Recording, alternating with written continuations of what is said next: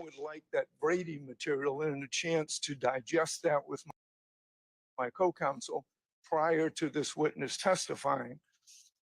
So I object on all of those bases. Your Honor, if I may respond briefly to the assertion by Mr. Harvey that not showing her face on camera is a violation of their Sixth Amendment rights. This court has made these proceedings open to the public. The court brings these proceedings via Zoom down to another courtroom in this courthouse for anyone who chooses to see it. Anyone who desires to do so can come inside the courtroom by permission of the court, if the court allows, and can go into that other room. What the defendants do not have is the right to dictate where media, who is filming for the rest of the world, places its camera. The camera has been focused on defendants at various times, solely focused on defendants at various times during these proceedings. They have absolutely no right to dictate where the camera is pointing, and certainly not to tell this court what to allow or not to allow to be filmed in this courtroom. Also, Your Honor, on February the 6th, 2024, Mr. Uhelski provided to this honorable court and co-counsel as well as the media proposed orders on the state's limitation for reporting, and indicated in that email that entry of the proposed order would not implicate, let alone infringe, any defendant's Sixth Amendment right. No constitutional provision guarantees a right to televise trials.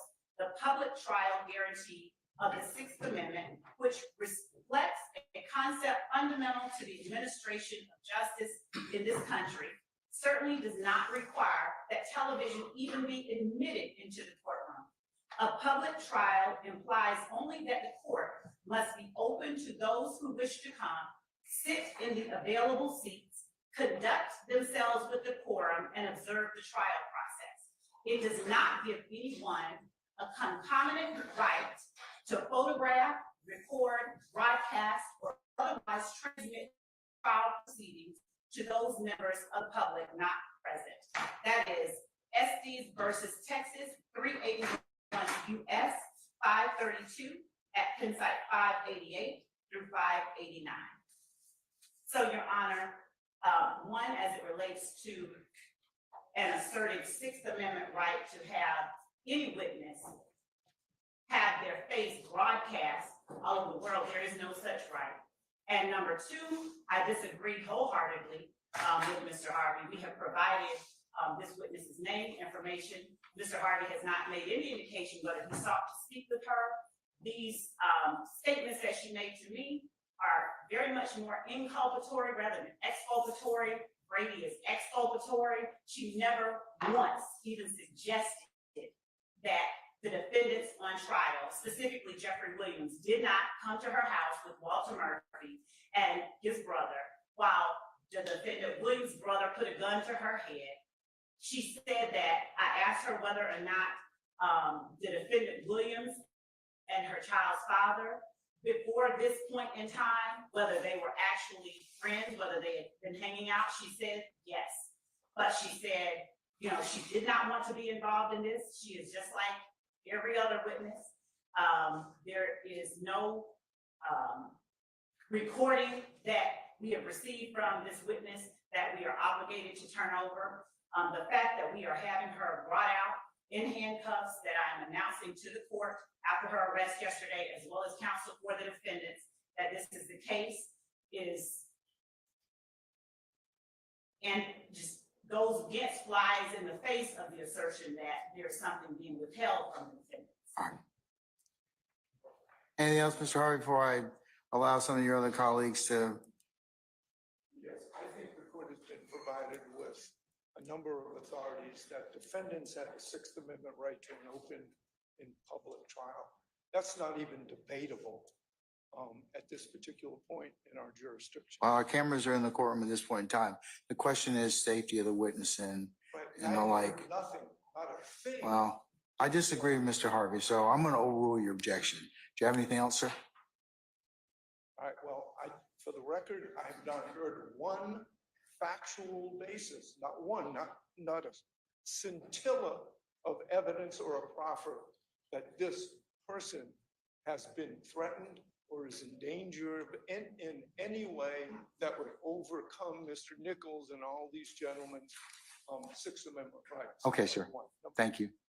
Anything else? Two, impeachment evidence is Brady. Someone who says, I don't remember something now, that's impeachment.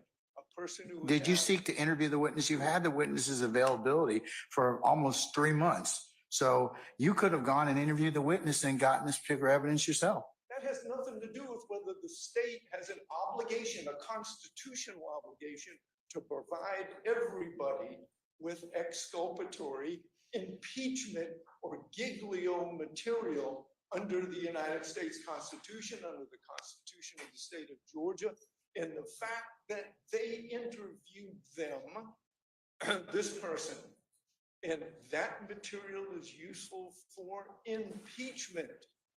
That is and falls under Brady.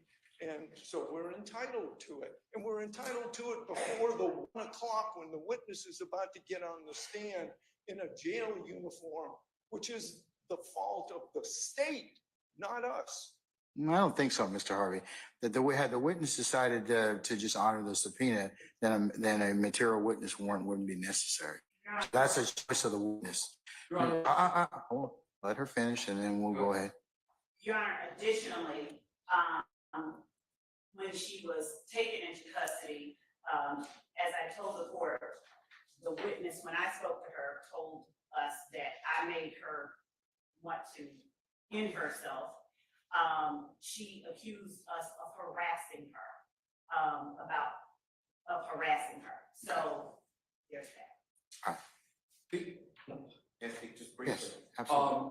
I just want to point out to the court the order entered by this court related to the videoing of witnesses. The order that was entered by the court. She's going to be videoed. She just won't be shown. Face. They just asked that their face not be shown. The order that Mr. Uhalski prepared and the court signed says that the witness or state may request that only audio of their testimony be recorded. In addition, for any specific alleged victims for whom there are legitimate security concerns that can be substantiated by the victim or the state. The victim or state may request limited identifying of the witness. So I'm not sure that there have been legitimate security concerns substantiated by the state. Ms. Your Honor, I will point out Ms. Love. that this witness is now in custody at the Fulton County Jail. We have endured weeks of testimony from a witness whose face was shown, who provided outbursts during court as a result of what happened when it was made public that he was coming in to testify, even when he chose to recall nothing. So we are, based on what has happened in this trial so far, in the interest of justice and in the interest of judicial economy, we are asking that for the sake of this witness, her well-being, her feeling of safety, that we not show her face.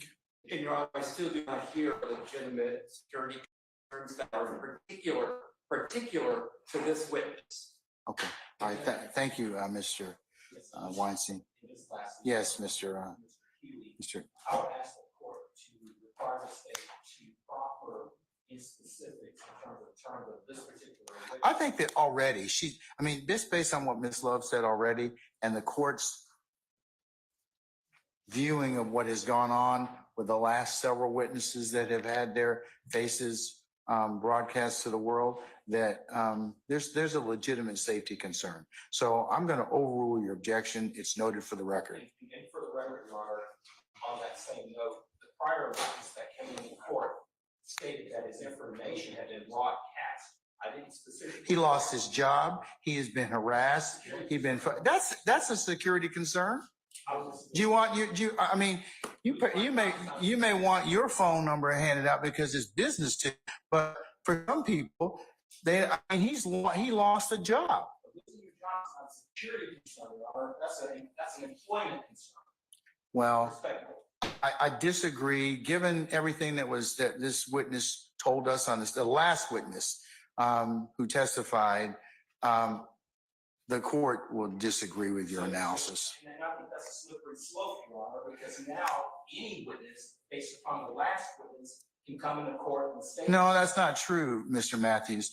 It's based upon what the witness endures on the stand and the collateral consequences to that. So I'm going to disagree with you respectfully. All right, Mr. Sharp. Yes, Your Honor.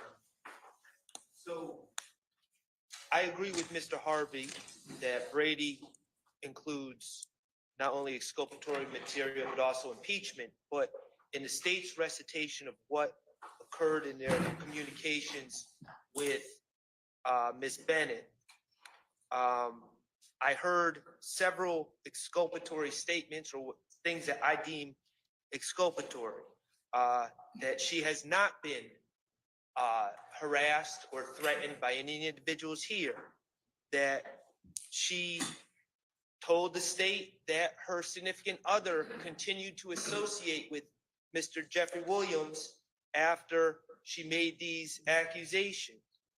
That she is. I don't think that was said by the state or by the That she witness. accused the state of harassing her. Yeah, okay, that was. And so these are exculpatory statements. These are impeachment. They fall under Brady. And Your Honor, I would ask, and I something else after this, but I would ask that the state, I noticed Ms. Love said we don't have any recordings that we are obligated to hand over, which qualified her statement about recordings. I would ask that any recordings, any communications, any emails, any written statements by detectives, any notes that involve these episodes with Miss Bennett and oral statements be reduced to writing that have anything to do with Miss Bennett, because we are obligated to impeachment and exculpatory information. Additionally, Your Honor, I would ask that Your Honor, instead of calling the jury out to have the initial determination of where Miss Bennett is and if she's a hostile witness or not, that we have a hearing outside the presence of the jury. I would ask that Miss Bennett be provided legal counsel, because it appears that she may be under some legal jeopardy. She may have given false statements back then, and she's being brought in to testify now. And I would ask that she be provided legal counsel. She be allowed to communicate with legal counsel. And then we have a hearing outside of the presence of the jury to make some determinations before the jury hears from Ms. Bennett. Because I think there's a high chance of we're walking on thin ice with unknowns here. And of course, we're finding out about this for the first time. Did you interview her as well? Did you seek to interview her? I seek to everyone. Did you interview her, Mr. Sharp? Yes or no? Your Honor, I know. Did you seek to interview her? Yes, you personally, on behalf of your client. Me personally, I have not. Okay, She has been interviewed. all right, So okay. Anything else? I don't do everything involved with my cases. There's investigators, there's other attorneys. Okay, did you have an investigator go and seek Me to find her? personally? No, I didn't. Okay, all right. Have a seat. Anything else? Anything else? No, that's it. Okay, all right. Mr. Steele?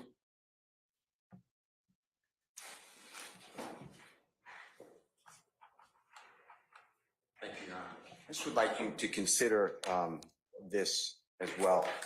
So when I researched, I heard the former witness, Mr. Bean, his answer was consistently, I don't recall, something that, I don't remember, I don't recall. Among other things. That's pretty much, my memory was, I don't remember. Okay, among other, yeah, I would concur that was a lot of what he said. So I researched that to determine whether this is I understand hearsay, if a person doesn't recall, then you lay a foundation and you get in the prior inconsistent statement because, you know, whatever they said or prior statement.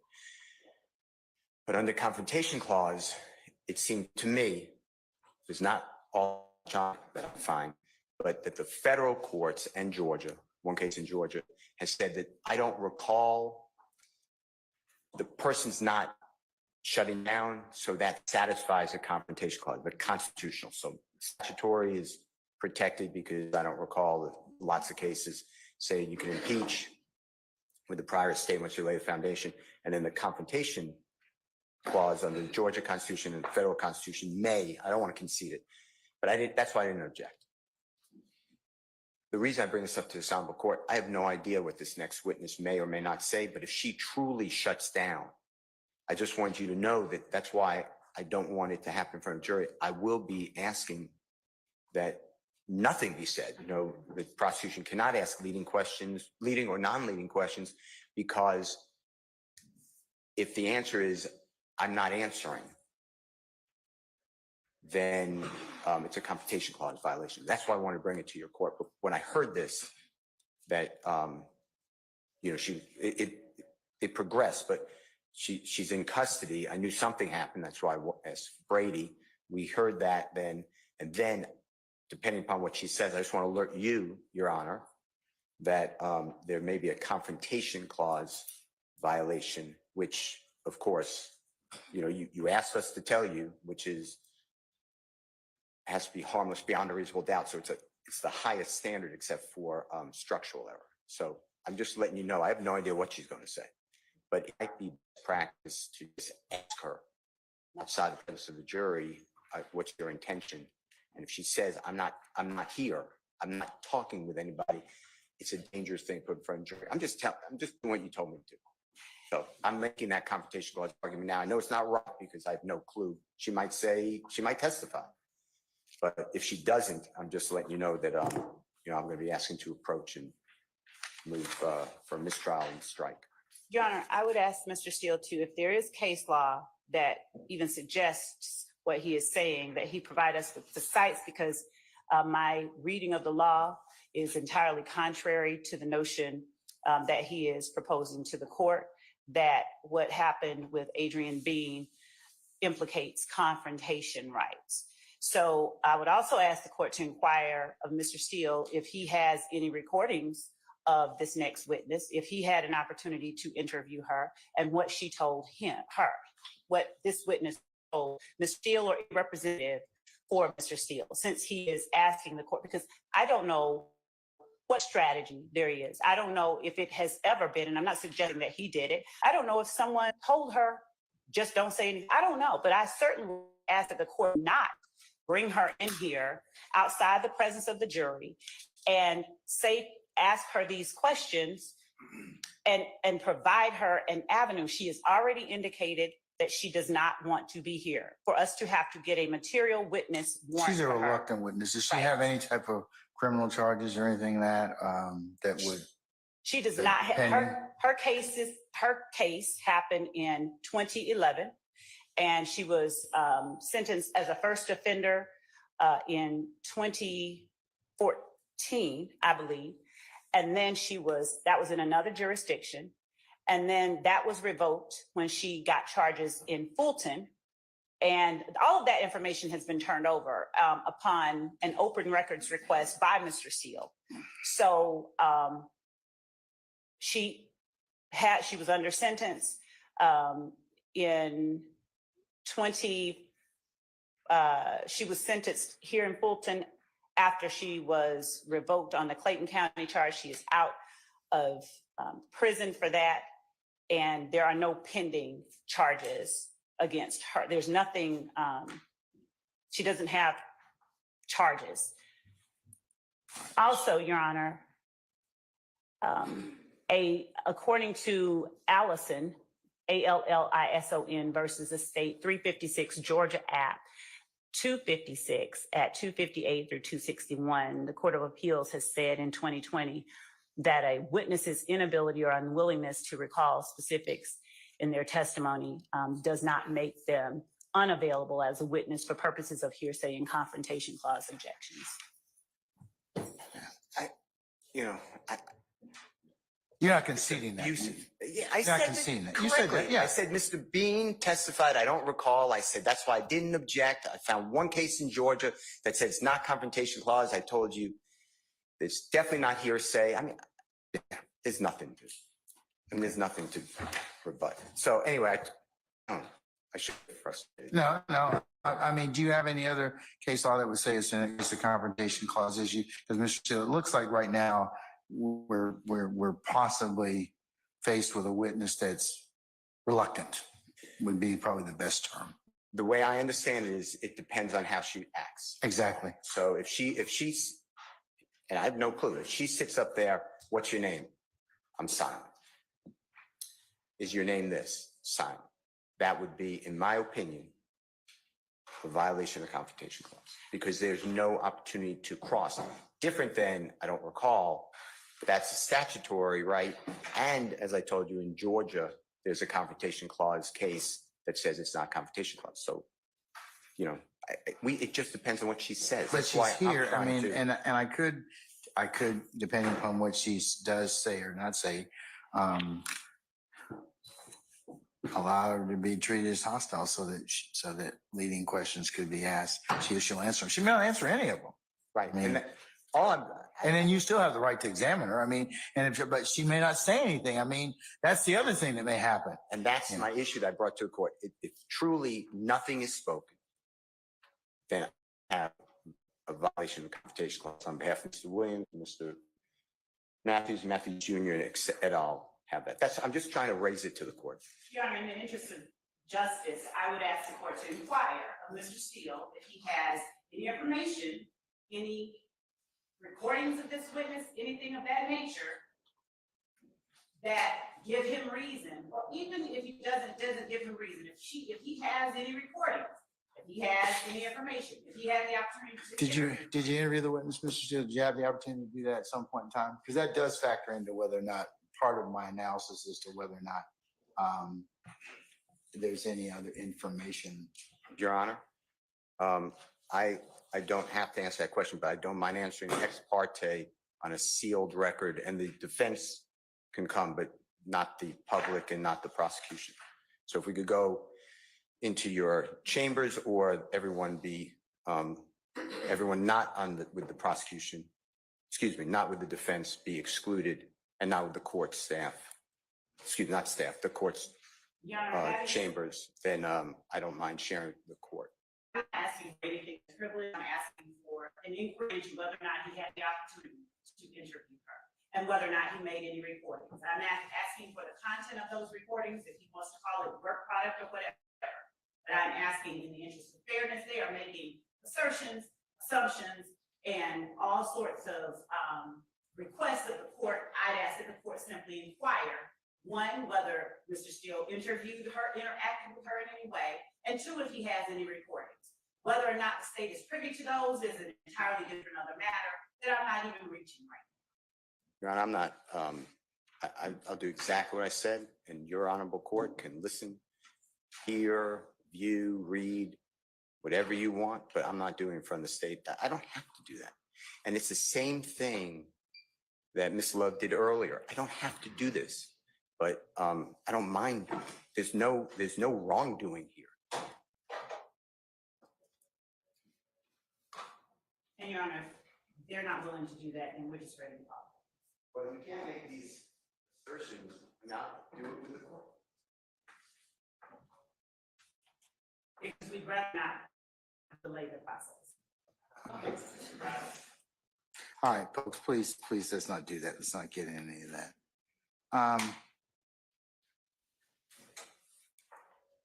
All right, give me a second, please. Your Honor, may I just step out to the bathroom? Yes.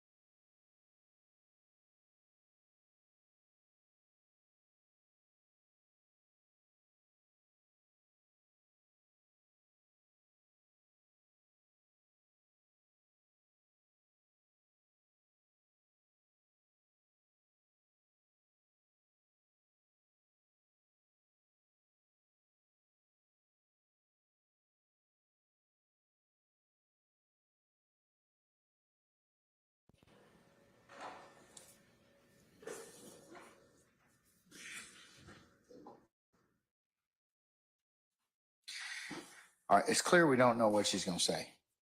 However, that's just the, whether or not she testifies as to what, will be within, her decision to do so and to testify truthfully. My concern, or the court's concern at this point in time, is that you, being the defense counsels in this case, may not have had the opportunity to talk with her about what she is going to say. I don't know whether or not my concern, as well as based upon the state's proffer of what they have said to her, is it may or may not be impeachment, it may or may not be Brady, but I think in order for you all to satisfy yourselves, you should be given the opportunity to talk with her. So I'll let you do that over the next 30 minutes. So you can talk with her, see what she says, and then we can kind of take it from there. Those who are interested in doing so. So that's the court's suggestion.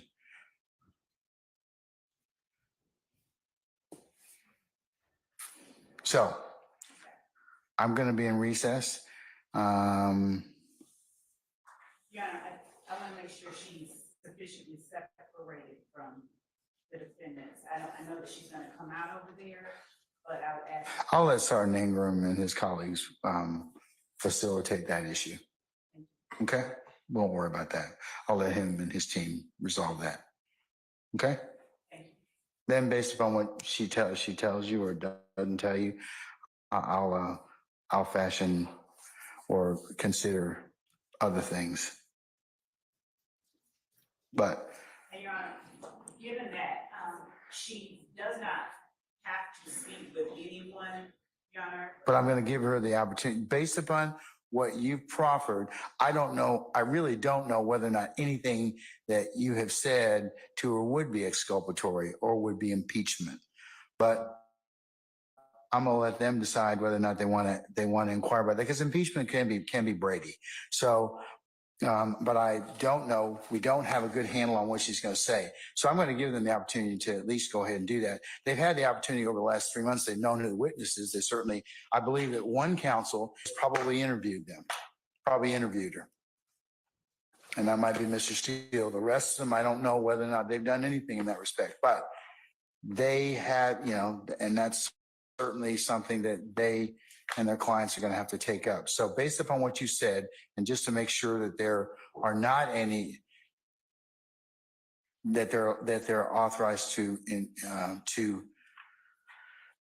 determine whether or not or anything that was said is of Brady or maybe of Brady, then I'll go ahead and do that this time. Yes, Your Honor. So we'll be in recess about 30 minutes, see where we are.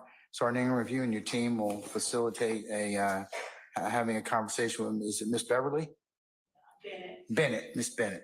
Okay? Yes, sir. All right. Okay. All right. So we'll be in recess for 30 minutes. And counsel, so those of you that wish to talk to Miss Bennett, you can do so in just a minute.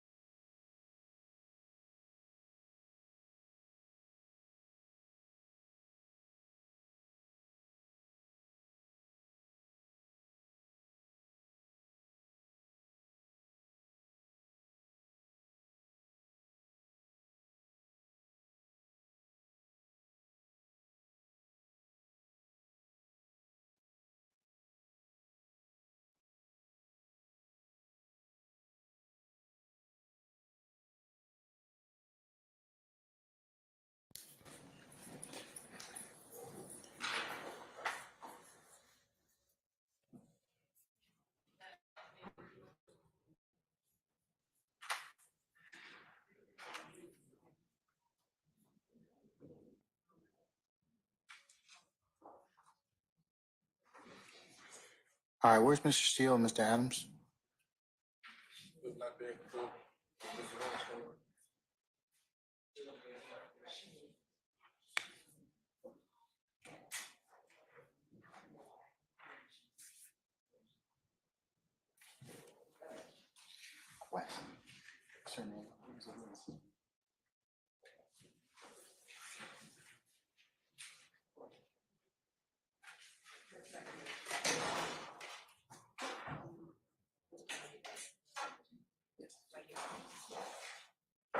Thank you, ma'am. Appreciate it.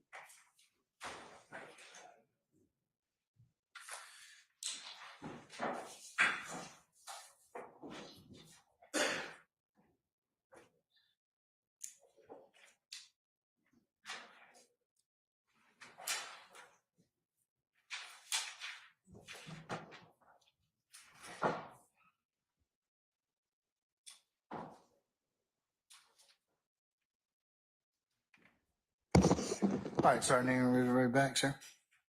Yes, sir. I just waiting on Mr. Matthews and Mr. Steele. Okay, you're standing. All right. Thank you. All right, councils, for those who have sought or had the desire to interview Ms. Bennett, are we complete with that? Yes, Your Honor. Good afternoon to the Honorable Court. Again, Carlton Matthews on behalf of Mr. Marquavius Huey. Your Honor, based upon my discussions with Ms. Bennett, I believe that the court likely needs to inquire upon her in terms of an appointment of an attorney. I believe that there could be some culpability issues that are going on with respect to some of the things that I learned from those discussions. And I believe that it would be in her best interest that she have an attorney. Such as, what did she tell you that would potentially inculpate her? Does it have anything to do with this case? It does have things to do with this case, and I would have no issues with sharing that information as parte with the court.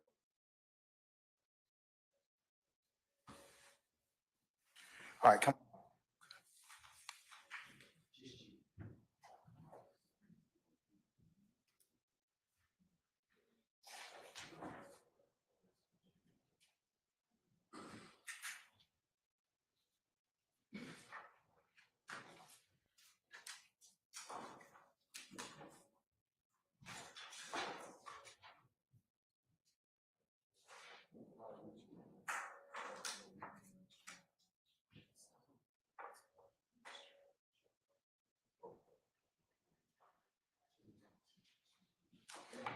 Yes.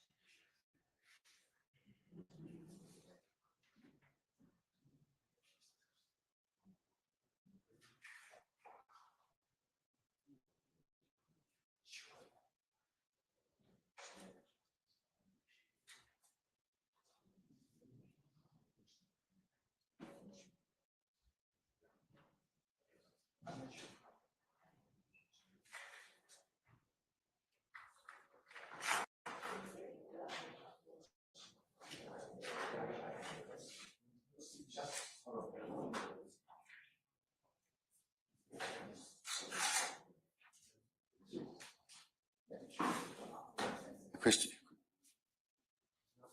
Hold on. Yes.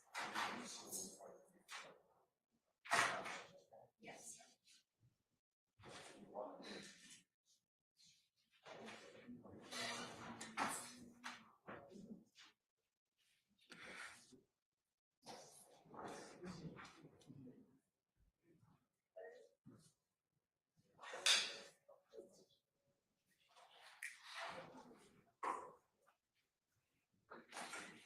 All right, councils, if we could go ahead and take our seats. Sergeant Ingram, can you go ahead and summon our jurors for us, please? Oh, I need one other thing. I am going, oh, where's? Okay, hold on one second. All right. Kendrick. That's it. I think so. Everybody's seated.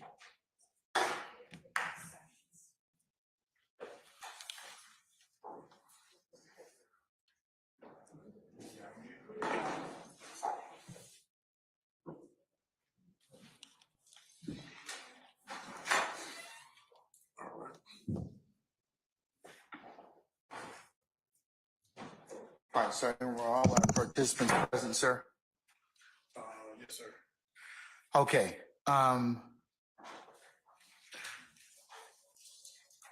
to the members of the media, if you would be so kind as to not place our next witness's facial video of her, you're welcome to audio tape and otherwise use any other medium at this point in time. Okay. Sergeant Ingram, summon our jurors for us, please.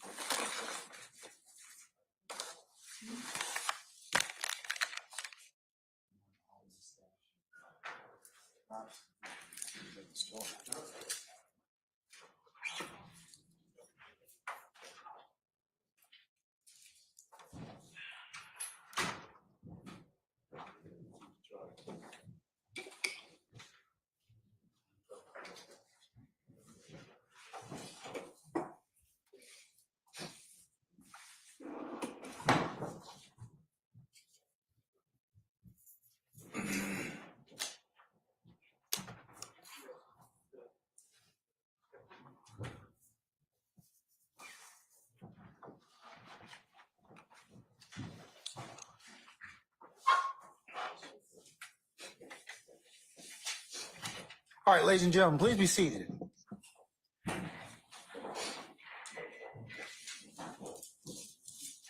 All right, Sergeant Ingram, all our participants. All right, thank you, sir. All right, ladies and gentlemen of the jury, good afternoon. All right, again, like what has happened on a few occasions, took longer than we expected for our work outside your presence and hearing. So we'll continue at this point in time, and we thank you so much for your patience with us. All right, State, call your next witness.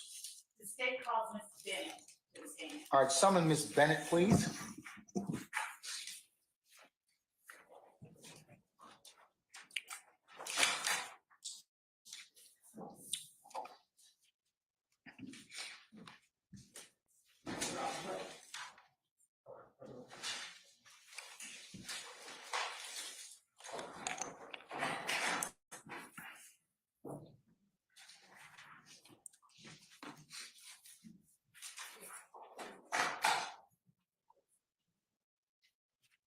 All right, Ms. Bennett, if you could please approach the witness stand. Good afternoon. And before you sit down, turn and face Sergeant Ingram and be sworn as a witness, please. Raise your right hand. Test your ability. You swear affirm testimony you give today the truth, the whole truth, nothing but the truth? Absolutely. All right, Ms. Bennett, if you could pull yourself up as close as you can to the microphone and speak directly into it. State and spell your first and last name for the court. State and spell your first and last name for the court. First initial, Don. Okay, what's your first initial, madam? A And can you spell your last name for us? BENNETT. All right, thank you. And Your Honor, with the court's permission, as long as it's in terms of that nothing will happen if we do so, we'd like to have the cuffs removed from her. And is that right? Yes. May we have the cuffs removed from this? Yes, ma'am.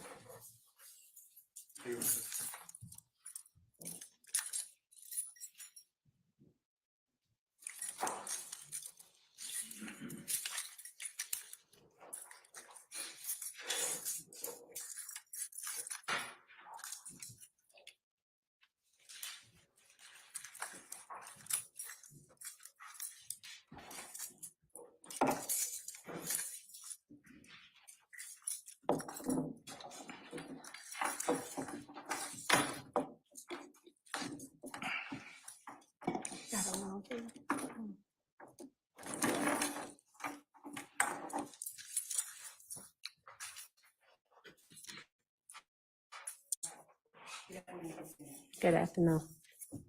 Ms. Bennett, you and I have had a chance to speak before you come into court. Is that right? Yes, briefly. And that was last year, before 2024 came. Is that right? No.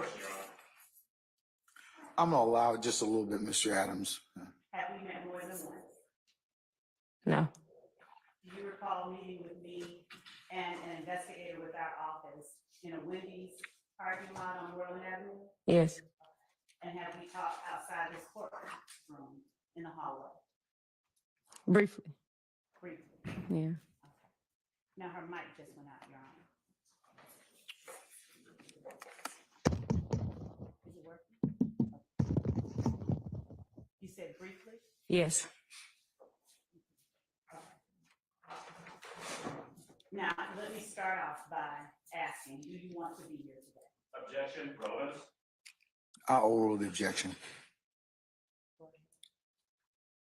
You can answer the question, madam. No. Judge, I think there is something wrong with my phone. Yeah, it may have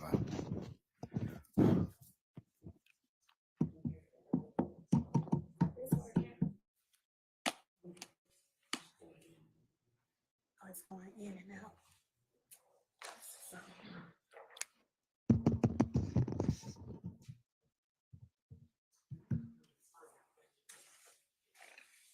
And go ahead.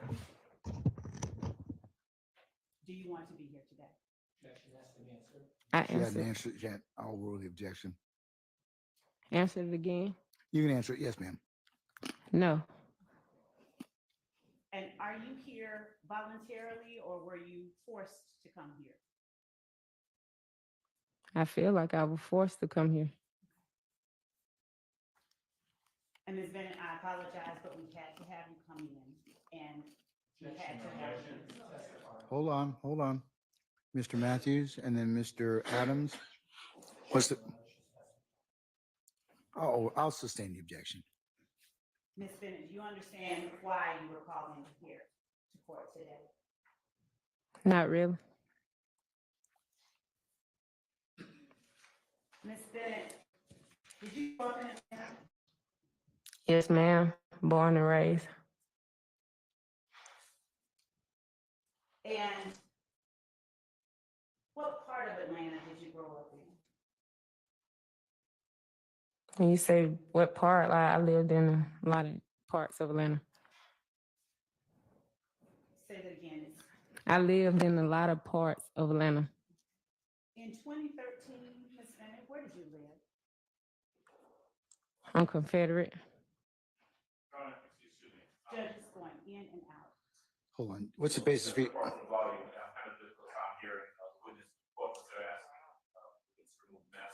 Judge, I think if I may, it literally, the sound is going in and out as she speaks. Let me, Ms. Bennett, if you feel comfortable, do you mind taking off your mask? If you can, if you'd like to. I think we'd be able to probably hear you a little bit better. But that's up to you, madam. Is If you. the audio, No, no, I only got on the mask because within the last 7 days, My grandma, she just had COVID, and I just did my test, so they told me wear a mask. Okay, all right. I think that answers that question, Mr. Adams. Judge, I think it's the audio, it literally keeps going in and out from where I'm standing. So, Ms. Bennett, if you would talk loudly enough so that I could hear you without even having a microphone, can you do that for me? I'm talking loud as I can. Independency, Miss, I've got the same kind of issue with my mic. I don't think it's coming through it's kind of coming in and out. Let me make a phone call.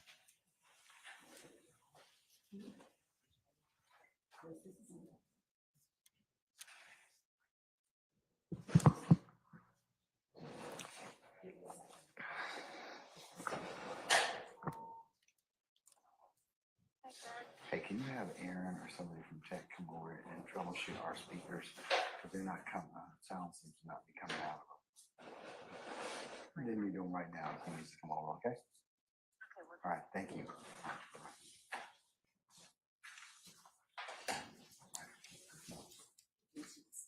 Hmm? Yeah, I think it is.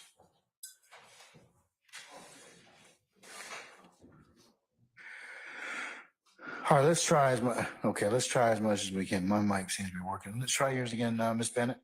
Testing. Good. All right. Don't touch nothing. Nobody. Nobody.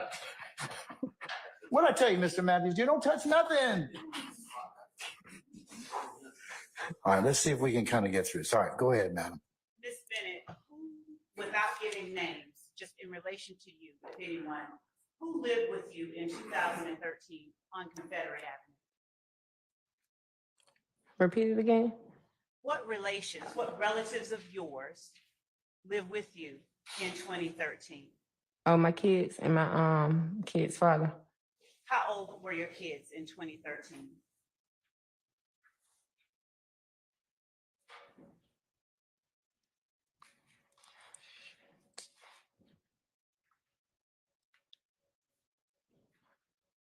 How old are you now? I have a son that was born in 2013, And what month was your son born? January. So on Mother's Day 2013, you were the mother of 2 children. Yes. Now, how long had you lived at Confederate Avenue by the time 2013 came around?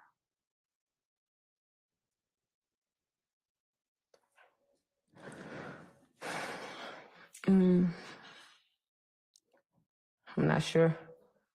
Did you live in an apartment, a house, or something else? Before I lived on Confederate, On Confederate? What was that? apartment, What was the name of those apartments? Trust Street Village. Ms. Bennett, I'm going to approach you and show you what has been marked as State's Exhibit 1 Alpha Alpha. Have you already shown that to defense counsel, madam? I have a copy for them. All right. They have been served previously. All right, well, let them take a look at it before you approach the witness. Yes, Your Honor. Okay. And we did send to them the PowerPoint that has all of these exhibits. in it.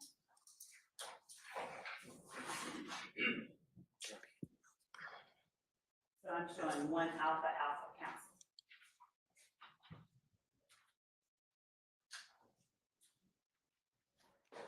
Your Honor, I will approach my court this information.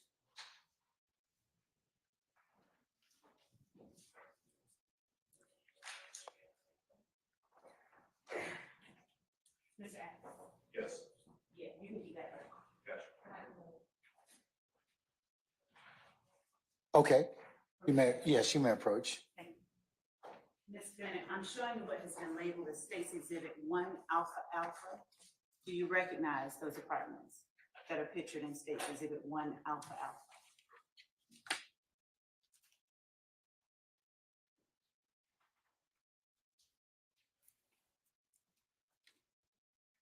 It's kind of a little similar, unless they did a little different work to it. When you say this kind of looks similar, what do you mean? Like the layout of the building kind of looks similar. And now I'm going to show you what has been labeled as State's Exhibit you recognize State's Exhibit 8 Alpha Alpha?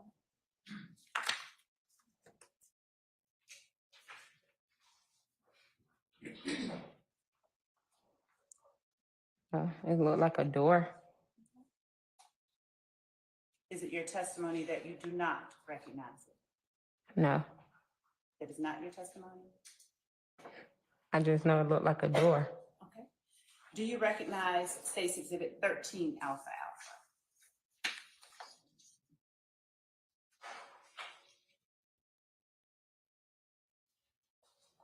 No, ma'am. What about 14 Alpha Alpha? No, ma'am. 15 Alpha Alpha? Is it something I'm supposed to be looking for in it so I can know what it is? You're just supposed to tell the jury whether you recognize those photographs Oh, or the items depicted inside the photographs. no, ma'am. State's Exhibit 17 Alpha Alpha?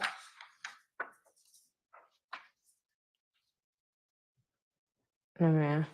State's Exhibit 20 Alpha Alpha?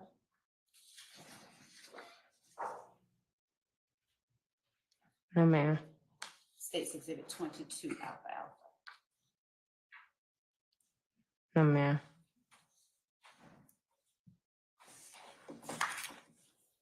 No, thank you. I'm gonna take these back.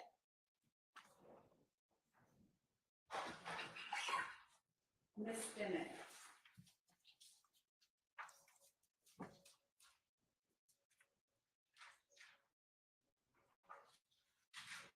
How old were you on Mother's Day of 2013? Let me just ask you this. What year were you born? 86. 86?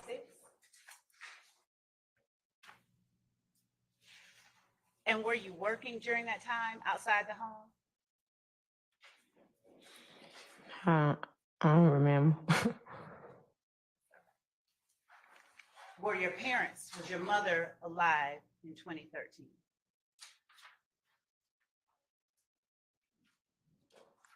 You had to ask me like that about my mother. Ma'am, Why you say, was she alive? Hold on. Like, did you have a Overruled, sir. family, did you have a family structure around you in 2013?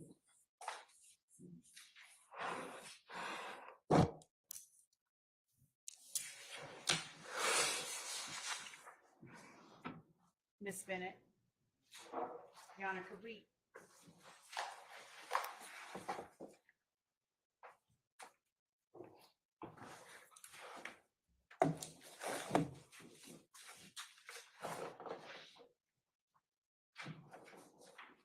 Ms. Bennett, I'm going to move away from that and I'm going to talk to you a little bit about the first time that you and I met, okay?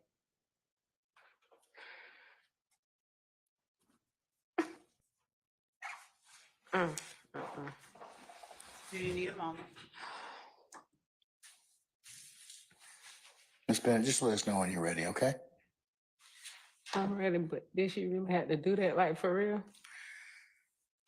You're subject to examination, so, but just let us know whenever you feel you're ready to go forward, okay? I'm ready to, I talked to Miss Love about my mom like that. That's a tragic situation for me. Like, I haven't talked about this. I haven't grieved about this. Okay, all right, go ahead, madam. Ms. Bennett, I'm going to wait until you tell me that you're ready to move into. Come on, Miss Love. And I apologize for bringing that. You ain't even got to apologize. I know you did it on purpose. It's all good. Hold on 1 second, Ms. Love. Just 1 second.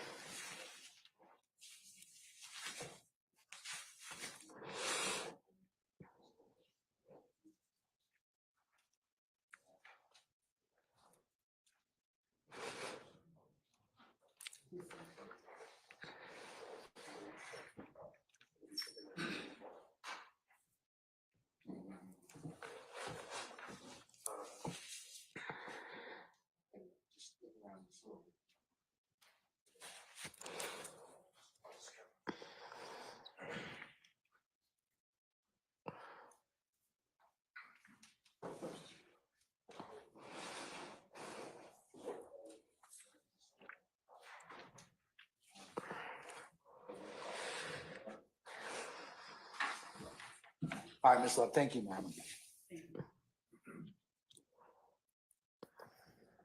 Ms. Bennett, I'm gonna ask you this question.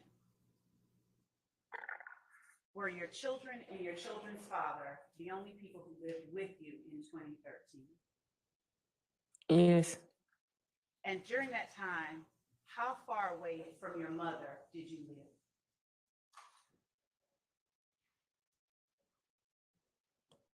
approximately about 12 minutes.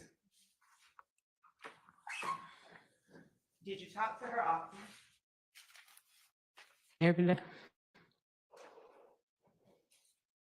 And on Mother's Day in 2013, did something happen to you that caused you to later make a report to the police? Not that I recall. You earlier said that, or referenced when you spoke to me. When you and I spoke the first time, did you tell me about some things that you had gone through? Yes, Did you tell me essentially that the state had let you down? Mr. Short, I'm gonna overrule your objection. Did you tell me essentially that the state had let you down in a number of ways? no, when I talked to you, that's like the first time I talked to the state. And when you say the state, are you talking about the district attorney's office? Unless you stating like me being locked up and stuff, and I told you that, yeah. Yes, yes. And you spoke to me, or did you speak to me about giving some tragic information while you were locked up? About when I was locked up, yes. And did that cause you to have any feelings of resentment towards the state? Objection, Your Honor, reading. I'm gonna overrule the objection, Mr. Matthews. I'll make it a continuing objection. Overrule, sir. You may ask. You repeat it? Did what happened to you have an effect on you and your feelings towards the state? Yes. How did they affect your feelings towards the state? Also, make an objection on foundation. Overrule, sir. Mhm.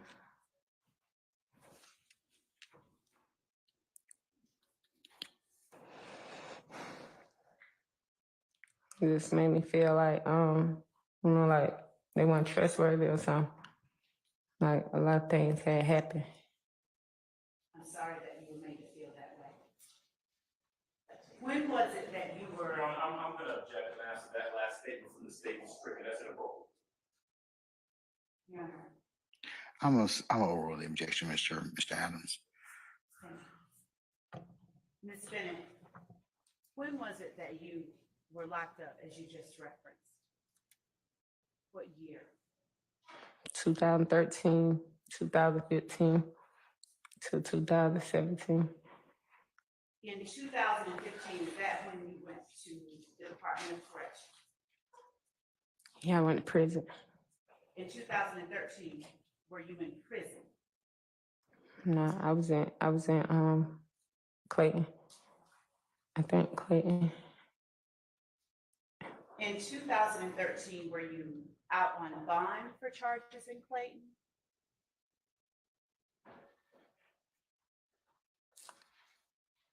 I can't remember if it was Clayton or Fulton.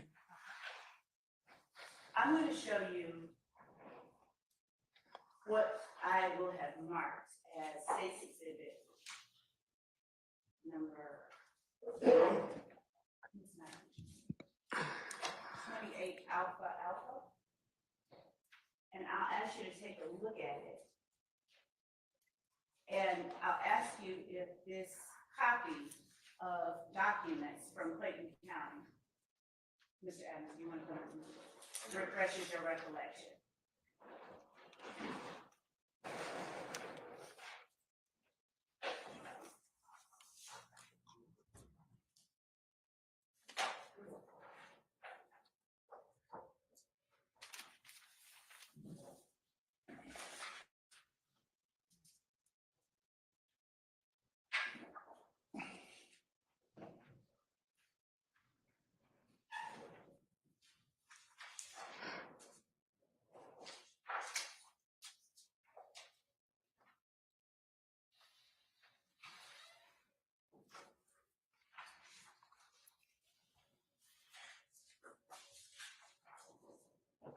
And Your Honor, we have provided these documents to the defense counsel.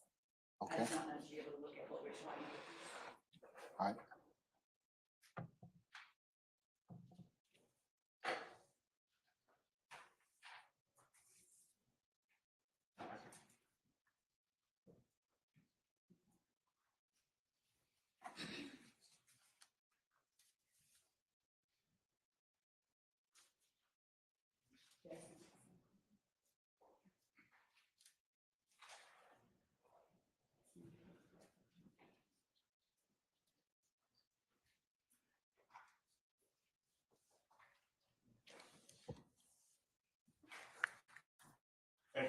You're welcome. You may approach the witness, ma'am. Thank you, Judge. Ms. Bennett, I'm showing you a document from Clayton County that I've marked as State's Exhibit 28 Alpha Alpha. Would you look at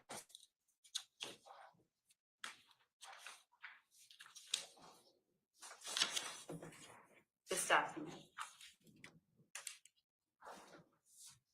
on the page that I've labeled, or that is labeled accusation, and then look at the counts. Tell me. She can't, that you, parties can't hear you, Ms. Love. Okay, thank you. Ms. Bennett, would you look at the document and tell me if it refreshes your memory as to whether or not your charges in 2013 were from Fulton or Clayton?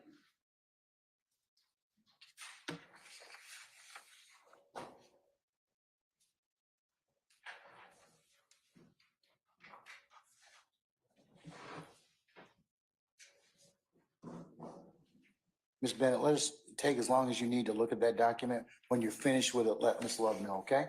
Okay.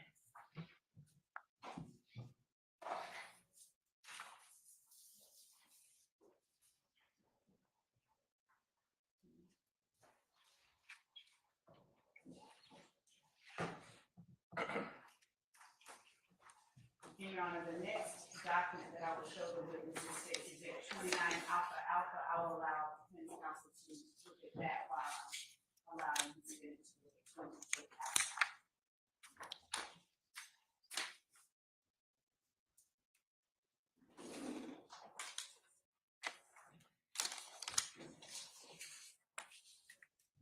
Yes, this say I was, Don't read it out loud, just let me know if it kind of refreshes your memory about the charges you were facing in 2013. yes, Were the charges that you were facing in 2013 out of Clayton County or Fulton County?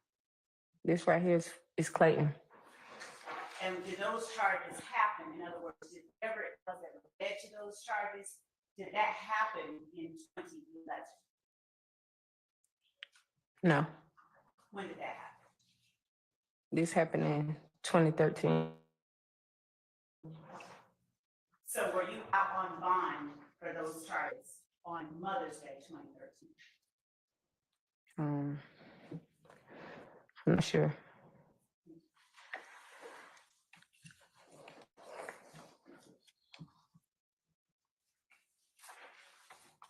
On May 12th, 2013, Mother's Day, did you own a firearm?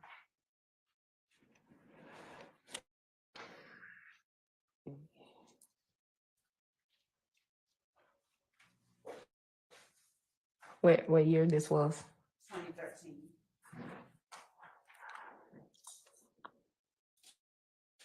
In 2013. Yeah, I think I owned it, maybe 2 You owned- firearms. And what type of firearms did you own in 2013?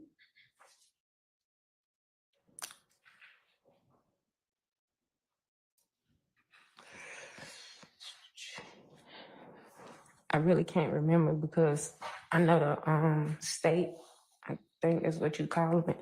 They had one of my firearms in custody. I think I had to turn it in or something. Yeah, but I don't know which one. Do you recall whether you owned a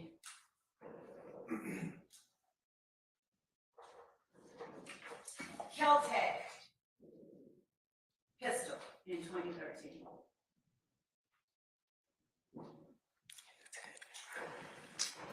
I'm not sure. In 2013, would you tell the jury the last name of your child's father that you lived with? Just the last name and first initial. Anderson, And what was the first initial? M. On Mother's Day, May 12, 2013, was your child's father friends with defendant Jeffrey Williams?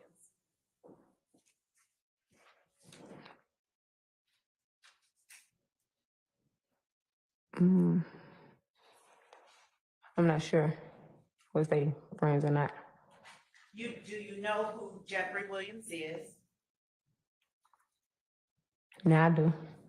What do you call him? Thug, What did you call him in 2013? thug. Do you recall when we met that you told me that your child's father was friends with Jeffrey Williams in 2013? No, I didn't tell you what year. I told you that they did a video together, but I didn't know what year they did it.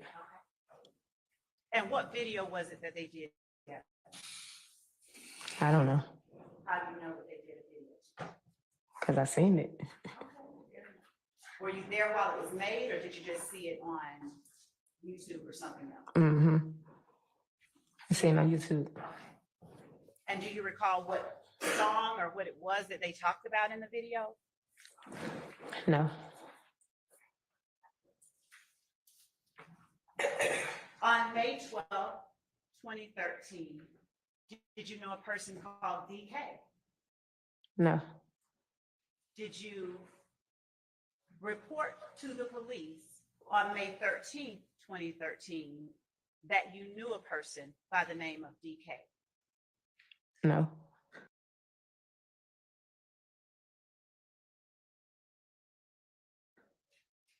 Did you report to the police in 2013 on May 13th that you knew a person named Thug?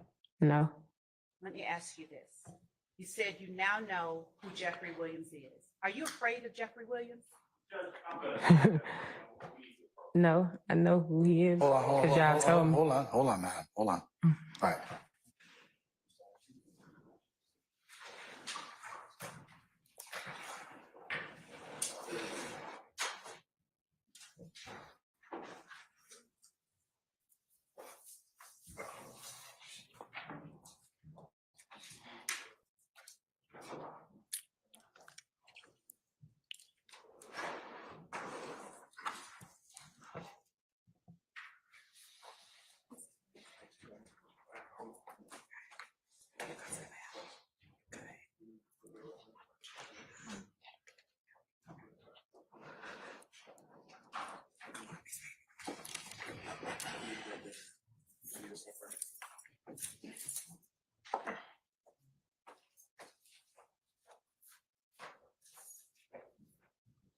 Yes.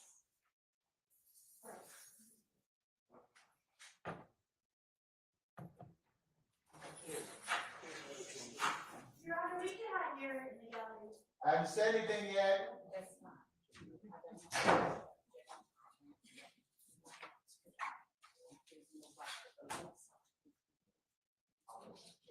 I didn't take anything.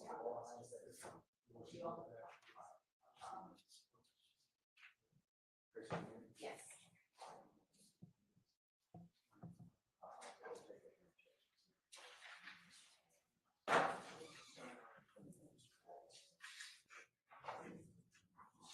Your Honor, I'm sorry, I was supposed to be able to hear this.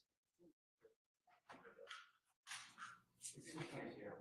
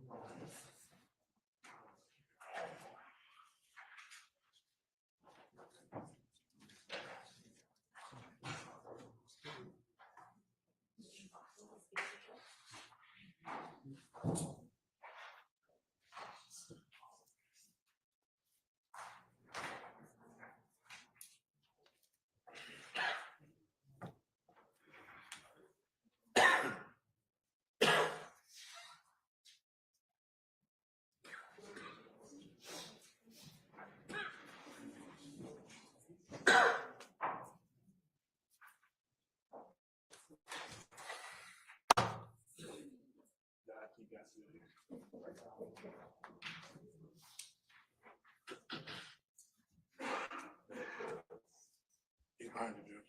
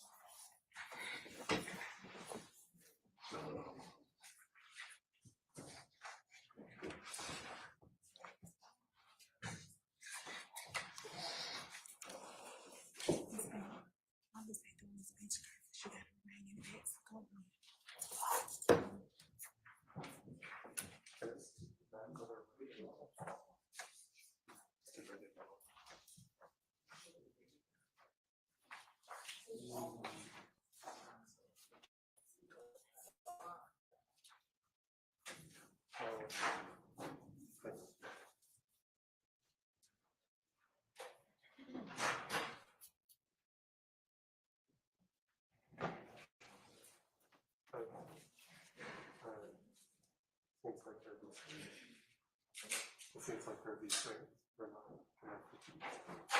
How long doing the same thing, Judge? When you press the, they are there. Hold on a second. I'm back in the box. Same file. They're doing the same thing.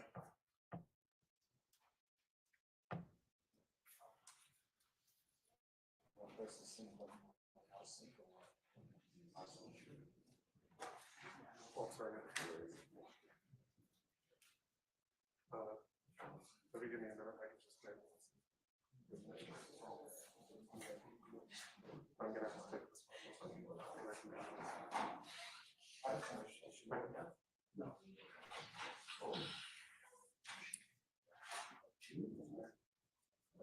this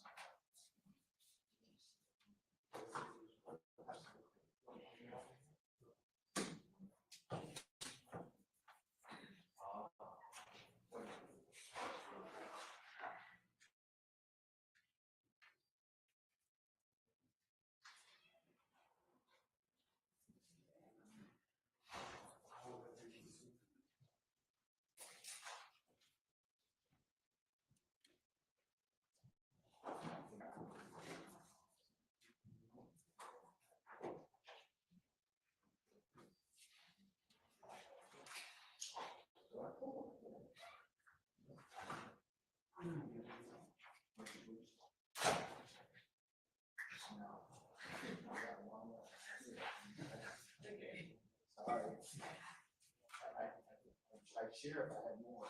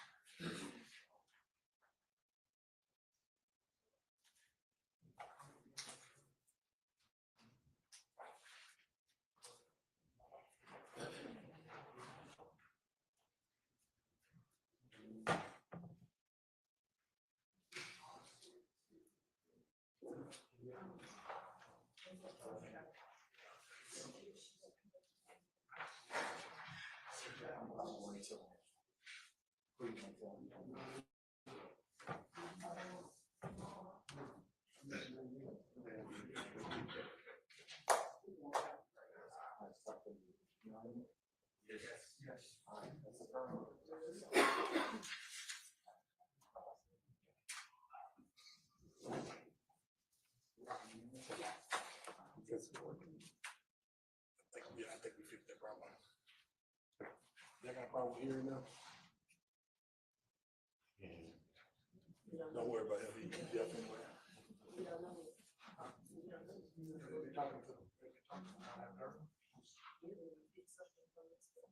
You know what it is, then we not gonna talk about it. Yeah, we do. We'll call you.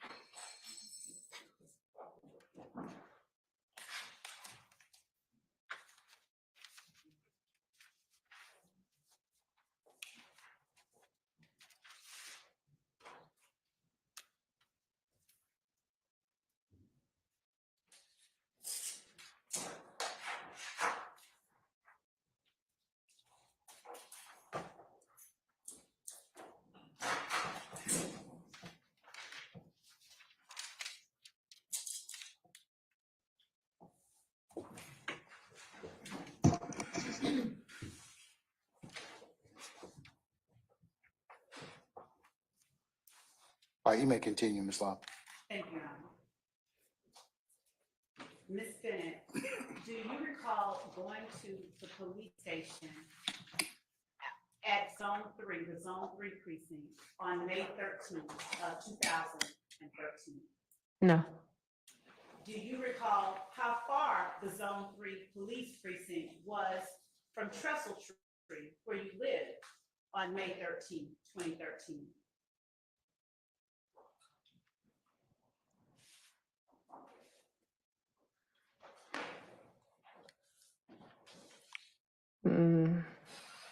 no, I'm not sure how many minutes. Say that for me. I'm not sure how many minutes it is away. Do you know where? 10, 12, something. 10 or 12 minutes away? Yeah. And is that on foot or in a car or something else? On foot, it's probably longer, probably about a good 20-some minutes or something. Yeah. And how was it, or how is it that you're familiar with where the Zone 3 precinct is, or was in 2013? Just tell the jury. Say it again. How are you familiar with where the Zone 3 precinct was in 2013? If you just tell the jury. The precinct is by the zoo. And you didn't see it with your own eyes. I'm from Atlanta. I'm gonna take that as a yes. Is that all right? Yes.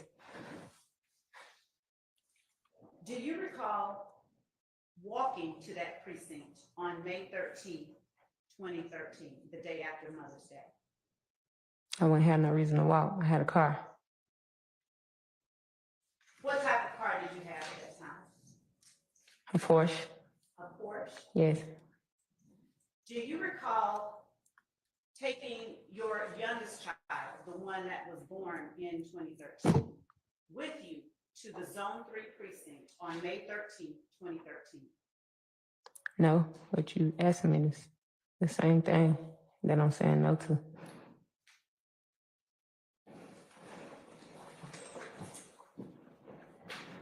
Do you recall speaking with an investigator at the Zone 3 precinct on May 13th, 2013? And I hear what you're saying, but I have to ask the question, okay? Well, I don't know how to answer the same thing over because you asking it in different ways. So I don't know. Your Honor. Ms. Bennett, I understand what you're saying, but I still have to ask you the question. No.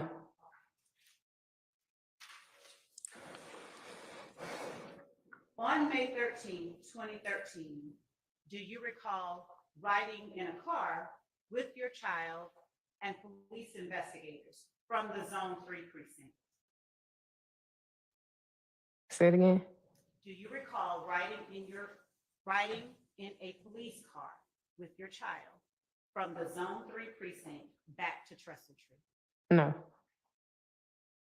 Do you recall telling the police that you were at home on Mother's Day at around 1 o'clock p.m.? No.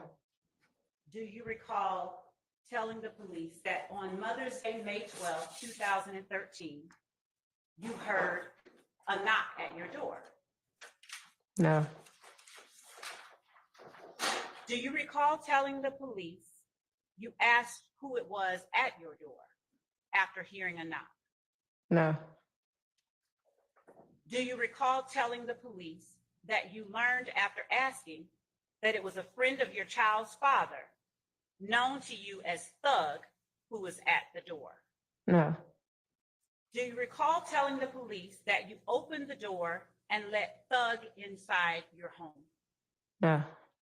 Did you ever say to the police that Thug's brother was also with him? No. And do you recall telling the police that you turned your back on Thug's brother, and a person you called DK after letting them in your home? No. Do you recall telling the police that you turned your back on them to walk into the kitchen to make your baby a bottle? No. Do you recall telling the police that when you went to the kitchen, Thug's brother put a silver 9mm to the back of your head? No. And my baby didn't even drink bottles. My baby was breastfed. So no. Did you tell the police that the two suspects, along that Thug, his brother, and DK demanded money from you and your gun? No. Did you report to the police that Thug, DK, and Thug's brother took your Versace necklace and approximately $100 off your kitchen table? I never owned a Versace necklace. Did you tell the police that they also took $4,000 and your rental car keys? No, I thought you just said they took $100. Off the table. And in addition to that, they took $4,000 from you and your rental car keys. Do you recall telling the police that? No. Do you recall telling the police that they placed your items inside a brown baby bag that also contained your red Dre headphones? No. Did you tell the police that DK took your Keltec model PLR 16 223 pistol? No. Did you tell the police that before leaving your apartment, DK fired a shot from your own gun into your living room wall? No. Did you tell the police that you waited for a long time before leaving the apartment after that happened?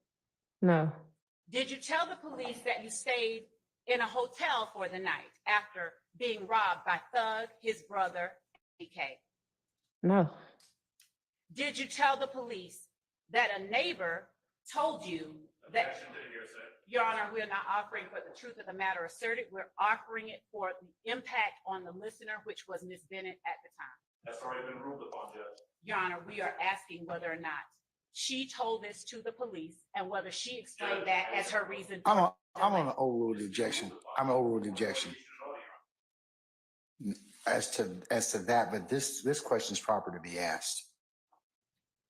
Did you tell the police that a neighbor informed you that they had returned around 4 a.m. and shot up your apartment, and that is why you came a day later? No, it wouldn't make sense to come a day later if I was robbed.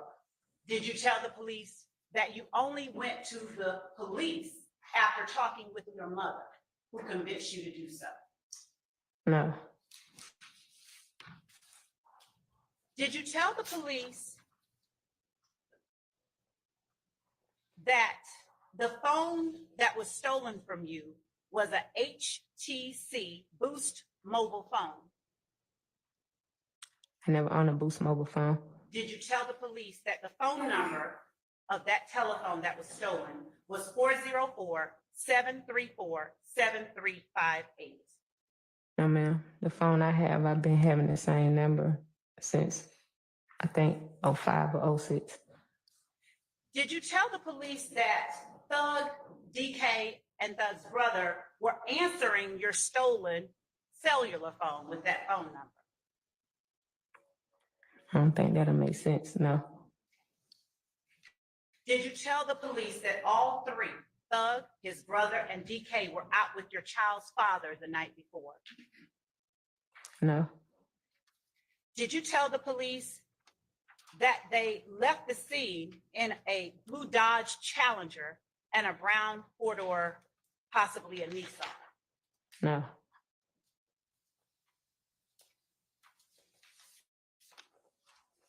Did you show to the police the bullet holes in your apartment? No. The police never came to my house. Did you tell the police that you reported the incident the next day because you were afraid and you know Thug, DK, and Thug's brother? No. Did you tell the police that during the robbery, only one shot was fired? No. Did you tell the police that the one shot that was fired was into the living room wall behind your couch? No, I thought you said it was somewhere else, but no. Did you tell the police that the other holes in your wall were from when they later returned? Wait. Which part we talking about? Because it's confusing. You said I had one bullet hole, then now you're saying that I had some more. I don't understand what you're saying. Did you report to the police that they shot up your home, according to your neighbors, at 4 a.m. on May 13th? Yeah, my home was shot, but I never reported to the police that I did. Did you show to the police a picture of Thug and DK on your cellular phone that you did still have? No. Did you tell the police that they later called you and apologized for doing what they did? And by they, I mean Thug, DK, and Thug's brother. You just said they had my phone. How they called me? Ms. Bennett, did you have more than one phone on May 12, 2013? I just said I've been having the same phone and phone number since like 2006. You didn't answer that question for me? I don't understand. I'm over I it. am. Over the objection. Did you ever have, He said, did I ever have 2 cell phones? I said no already. did you have a Metro PCS cell phone? Still have it. And Well, y'all have it now. what does that Metro PCS cell phone look like? It's an iPhone. It's an iPhone? Yeah, ma'am. What iPhone? What type? Apple. iPhone 1, 2, 3, 4, 5. Which one? What I got? Probably 13, 14, something like that.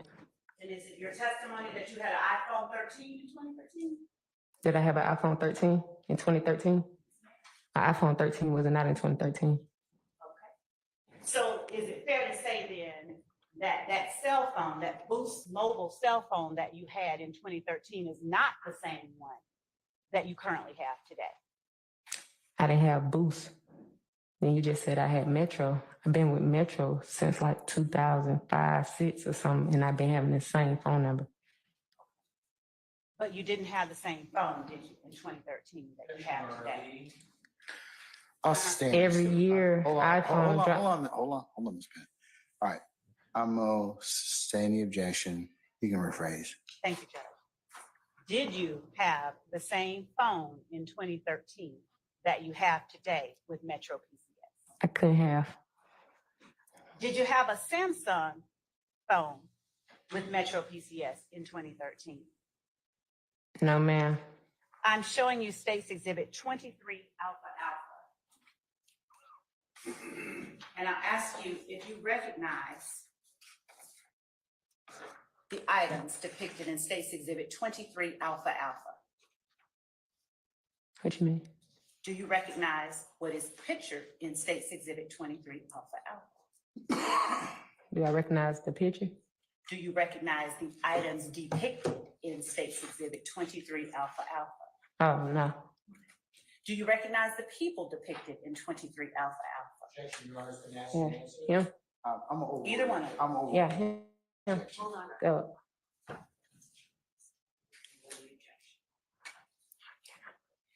And you're pointing to someone.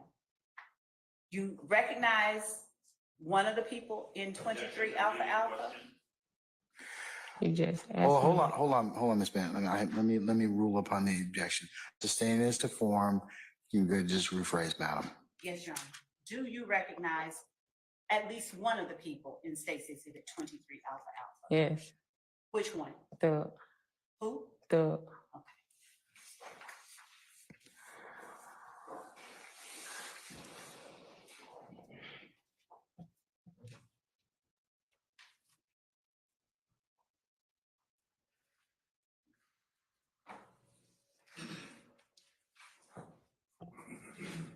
Do you recognize the hand that is depicted in State's Exhibit 23 Alpha Alpha? a hand. I'll show it to you. No.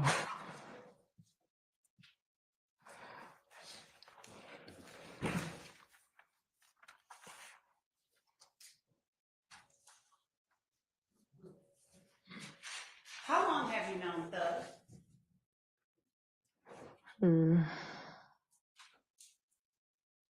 I'm not sure.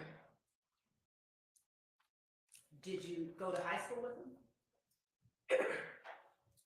No. Did you know him when you were in high school? I'm pretty sure I'm older than him. I ain't go to high school with him, so he couldn't be in high school with me. How old are you? I hate to ask if you know. How old are you? Would you please tell us your age? I told you when I was born. I know, but I need the record to reflect your words. How old are you now? I'm 37 now. And why are you so pretty sure that you're older than Thug? I'm just pretty sure I am. Why do you think that? Mhm. I'll allow it. He Mr. seemed young. Matthews. He seemed younger than me. Now, you're nodding your head as you speak. What are you motioning towards when you said he seems younger than you? He seemed younger than me. Are you motioning towards anyone in particular? You just asked me about a person. I told you that person seems younger than me. Where is that person in the courtroom right now? He's sitting over there. What is he wearing? I don't know. I can't really see him like that. Somebody there in front of him. Who is he sitting next to? Describe the two people on either side. A man with a brown suit and a man with a gray suit. Is the man with the brown suit a black man? Bless you. Yeah, we talking about race now. Okay. And the one with the gray suit, is he wearing a red tie? Yes. Your Honor, would the record reflect that she has identified the defendant, Jeffrey Williams, as the It person shall. to whom she is referring? And Ms. Bennett, is that the same person that you're referring to as Thug? Yes.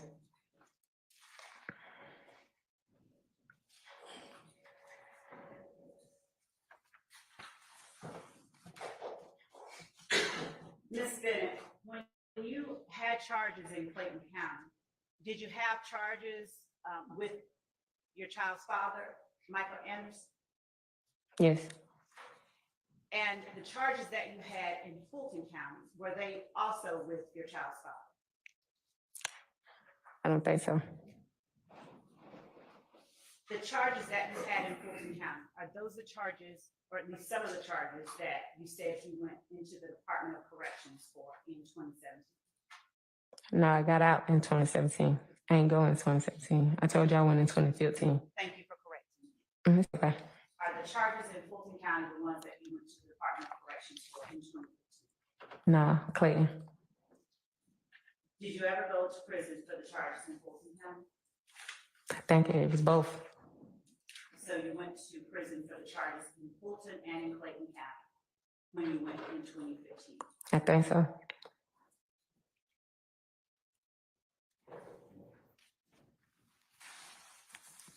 Ms. Bennett, is it fair to say you never said anyone kicked your door down? Have anyone ever kicked my door down? I'm asking a different question. I apologize if it's not clear. Is it fair to say that you never reported that Thug kicked in your door on Mother's Day? No, I never reported he kicked in my door. You said I reported that I opened my door. I can't open it and he kick it. It makes sense. And that's why I said, is it fair to Yeah. say that you never reported that he kicked in? No. And is it fair to say that you never reported that you were shot on May 12, 2013? I never been shot. Unless y'all know something I don't know, because I ain't never been shot.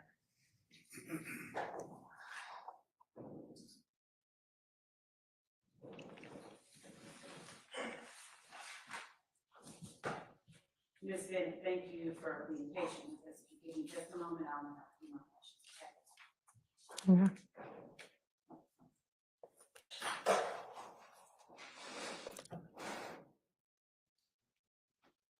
Now, Ms. Bennett, when you met with outside in the hallway, when you met with me outside in the hallway of this courthouse, were there investigators and other people around. Mm-hmm. And at that time, earlier this year, did you indicate you did not wish to speak with me anymore? No. Told me I had to speak with you no more.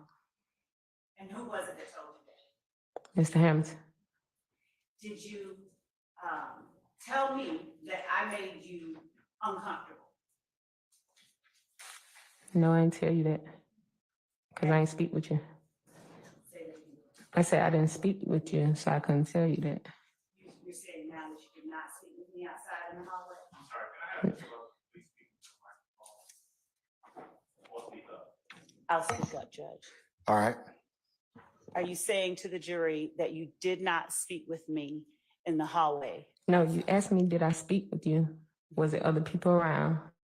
I said yes. Then you said, did somebody ask you to not speak with you? I told you yes on that. Then you asked me, did I tell you? And I'm like, how am I tell you if I didn't speak with you?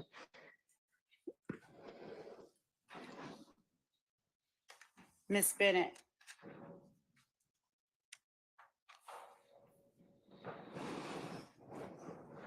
Did you express at any point that I made you want to cause yourself harm?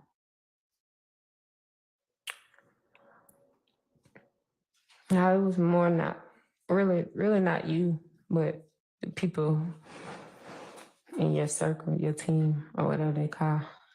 Cause like, yeah, I was really like trying to, I don't know, manipulate, if that's the word y'all was trying to do or something. What was it that I tried to manipulate? Like the situation. How did I try to manipulate the situation?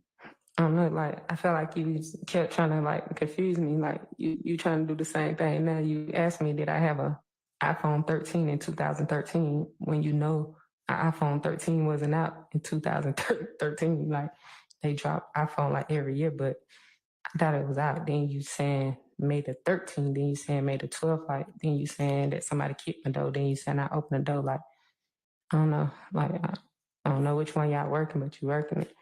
Ms. Bennett, do you understand that I can't testify and that anything that goes on the record for this jury to consider, you have to Hold on, say it? Mr. Sharp. It's commentary, Christina. I'll sustain the objection. You can just rephrase, madam. Do you understand that only what you say is evidence and not what I say? I don't know. Okay.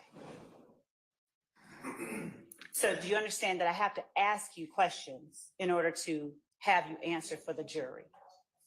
I guess so.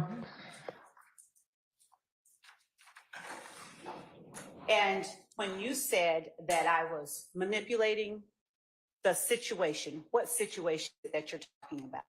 I answered. Would you answer it again, please, for the record? The one we talking about now. I need you to be clear for the record, please. Which situation? I don't know how to answer. Ms. Benton, hold on 1 second. I'm gonna overrule your objection. Madam, you can answer the question. I don't know how to answer what she want me to answer. Like I'm thinking that I'm answering it, but probably not good enough to her extent because I don't know. When I say situation, I don't know, like, because 1 minute you on this person, then you on that person. So I don't even know which situation got nothing to do with this situation. I don't know. All right. You know what I'm saying? Like, you confusing me. All right, let's be a little simpler. Did you just tell the jury that you felt I was trying to manipulate the situation? Yes. And was the situation that you were speaking of?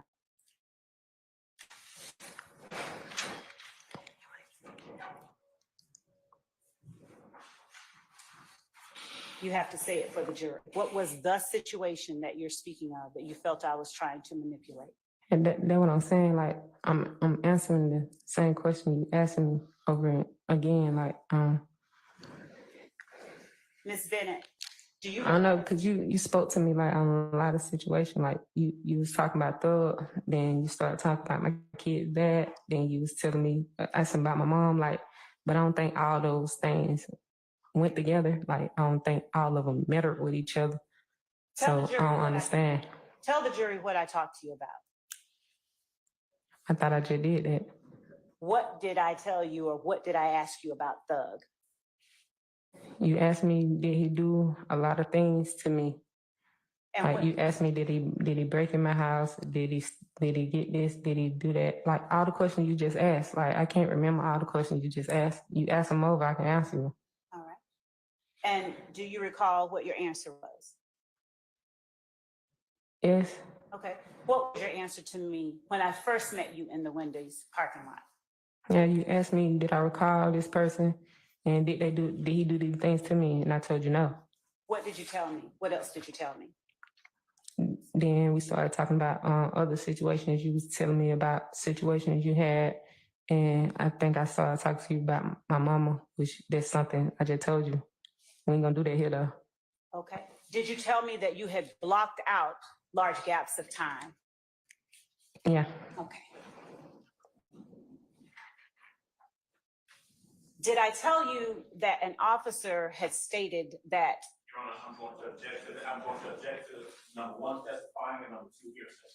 Your Honor, I'd ask that the court allow me to form a foundation for the question that will follow. I'll sustain the question at this point in time. Okay. You can, if you want some more foundation, that's fine.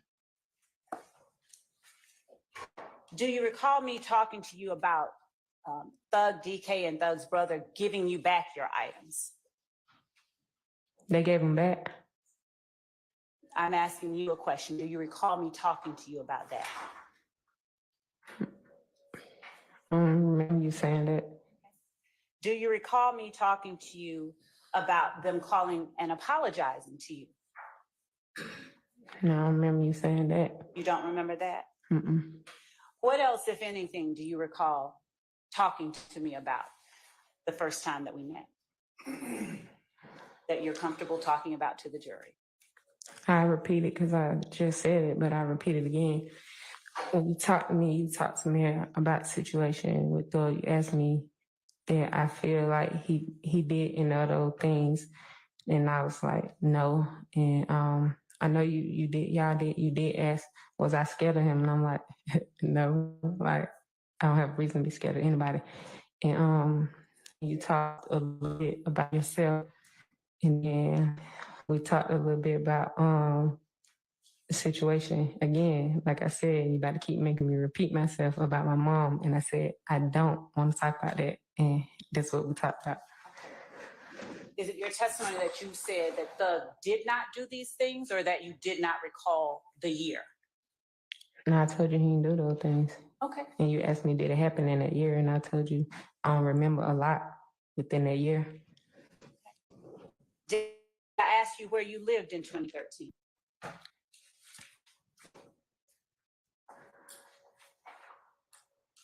I think you did. Did you tell me you couldn't remember? No, I told you where I lived in.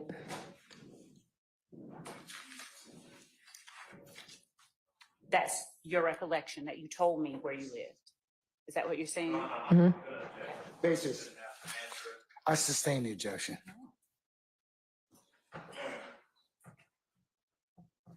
And do you recall what the inside of your apartment looked like in Trestle Tree on May 13, 2013?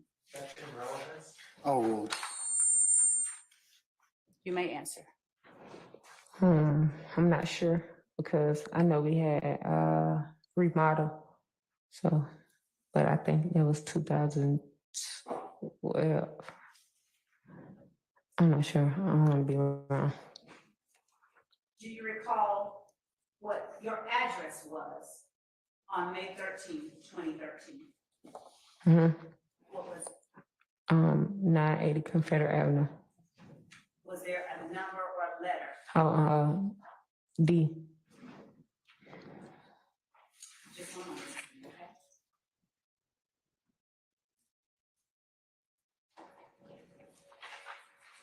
That's all I have right now, okay? The defense may have questions. Cross. Mr. Adams, go ahead, sir. Whenever you're ready.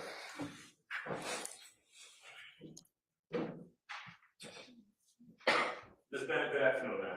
Good afternoon. I want you to do me a favor, okay? Yes.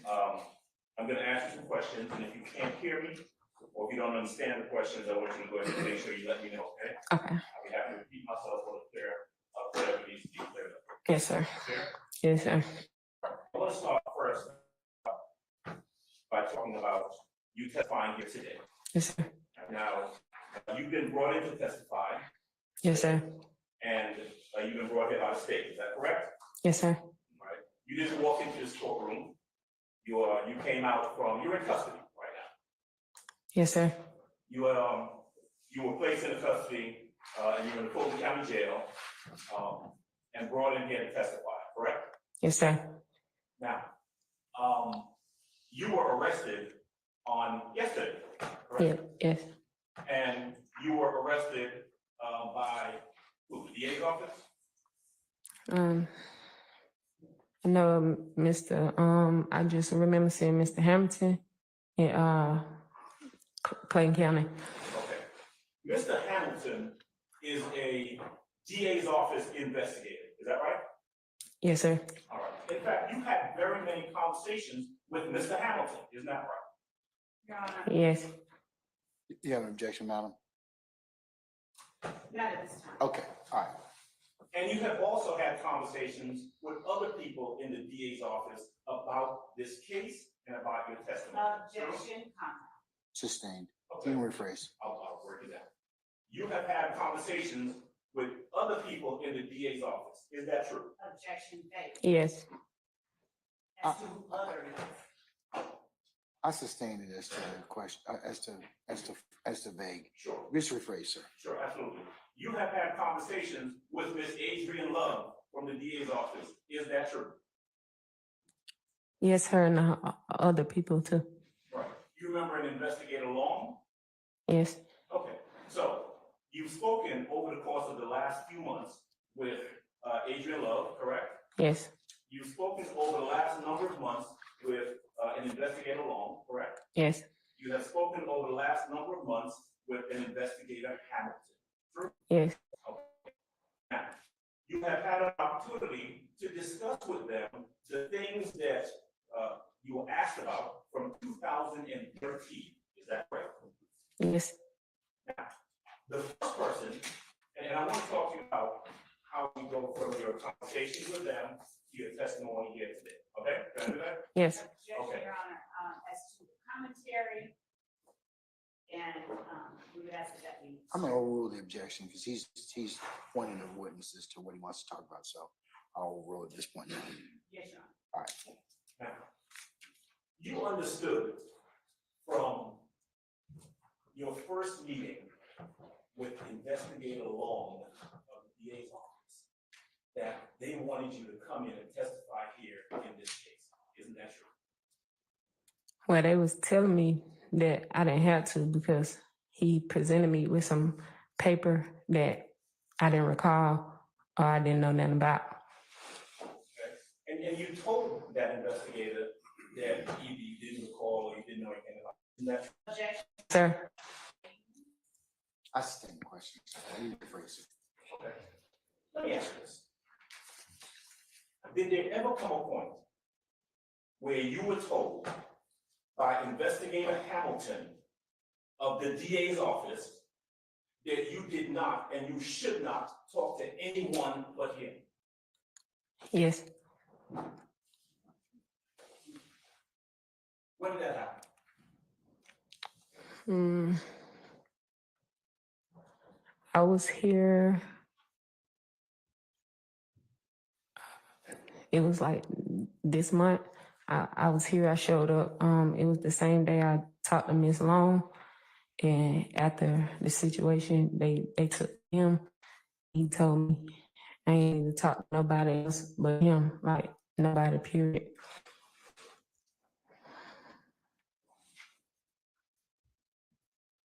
Mr. Adams, I hate to break you up at this point in time.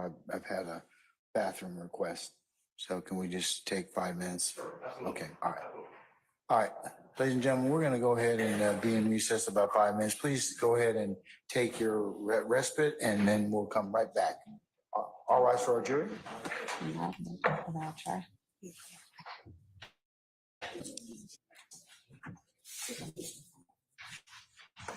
Ted, Ted, hold on.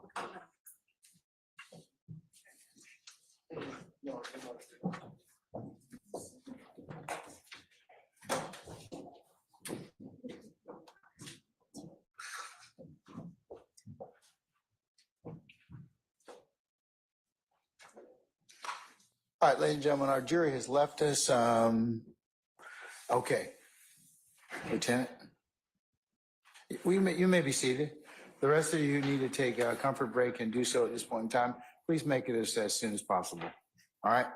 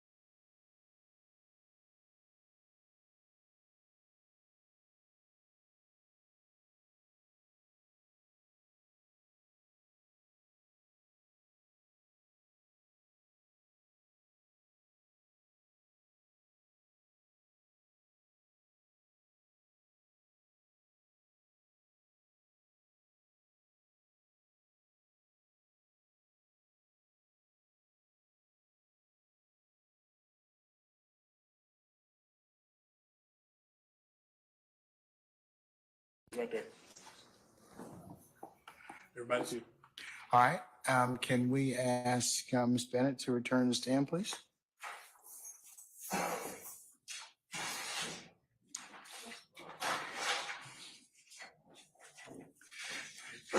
Mr. Adams and Ms. Love, can I see you for a second?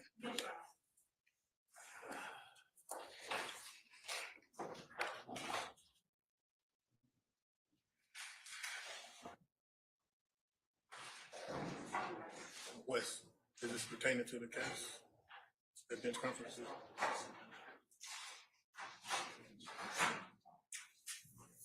You need her to hold up, Judge? Put it back in there.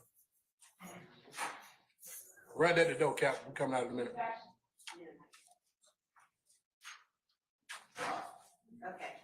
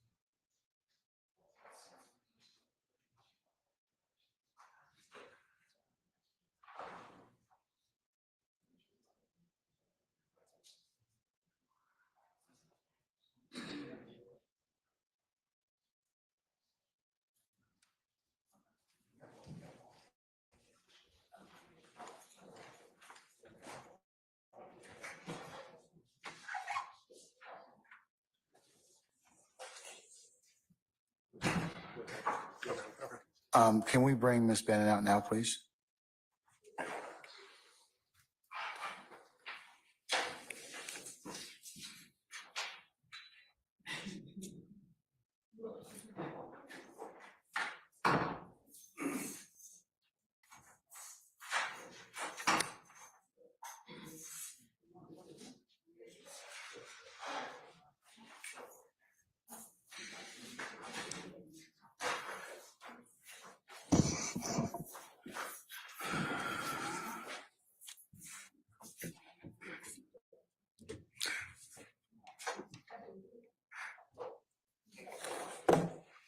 All right, Ms. Bennett, Yes. I'm gonna talk, can I talk with you for just a minute? Yes. Okay, all right. It is highly likely that your testimony is not going to be complete today. So what I like to do is to ask you and see if we could propose something else to you. Ordinarily, with a type of confinement that you're under, once you satisfy the testimony, you're released. Okay? I'd like to be able to release you now since you're going to need to come back tomorrow. But I'd like to predicate that on if the state found you another place to stay this evening with appropriate supervision, meaning it would not be somebody that is not a female or to that extent, would you be willing, would you come back tomorrow morning? I never had a problem with coming to court, sir. Well, here's the challenge, and I'm not going to argue with you about anything. That was the reason why I had to sign the warrant. Okay, it's because it was postured to the court in an affidavit that you were not going to come. And I'm not getting into any of that reason. I'm not debating that. All I'm trying to do is to just to in the interest of fairness, because I don't want to jail you. I don't know. No court likes to jail any witness, okay? But it's a tool that we have to ensure compliance with folks that are less than, they don't want to come. That's it. So what I'm trying to do is, if you're willing to do that alternate arrangement where I'd sign an order to release you, I'll release you to the state, and the state will bring you back tomorrow morning. Okay, that's the deal. If you tell me, Judge, I'm okay with that, then I will sign the order to that effect. If you're not saying, well, if you release me, you can, blank, blank, blank, then probably I'm going to leave you where you are. No, if you release me, sir, I don't have a problem coming to court. It was a reason I didn't come to court. If you knew what was going on or what was happening with the state, you would know why I wasn't here. And that's not for me to, and that's, I ain't finna lie to you. Like, I ain't gonna feel safe with being with them. well, you're going to be put up in probably a hotel is more than likely what will probably happen. Okay? Okay. That work for you? Anything that I need to do for you, sir, I'm right here. Okay, so you'll agree to that as opposed to 901 Wright Street? Yes, sir. Okay. All right. Then what I'll do is I'll sign an order to release you, okay? Yes, sir. Okay. And then you'll come back tomorrow morning. I'll need you to be here for 9 a.m. tomorrow morning. We'll resume your testimony. It is highly likely that you'll finish tomorrow, okay? Yes, sir. All right. Okay.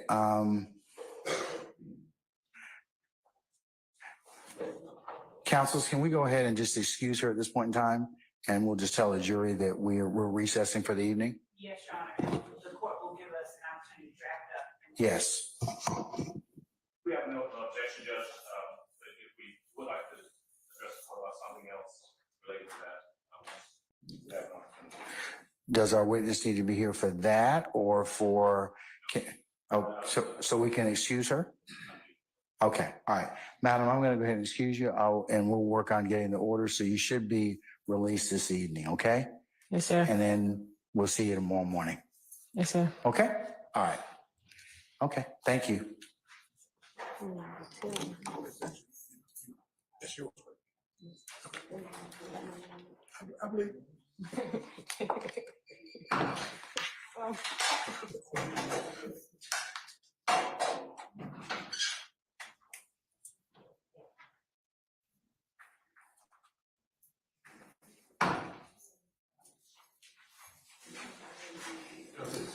That's it.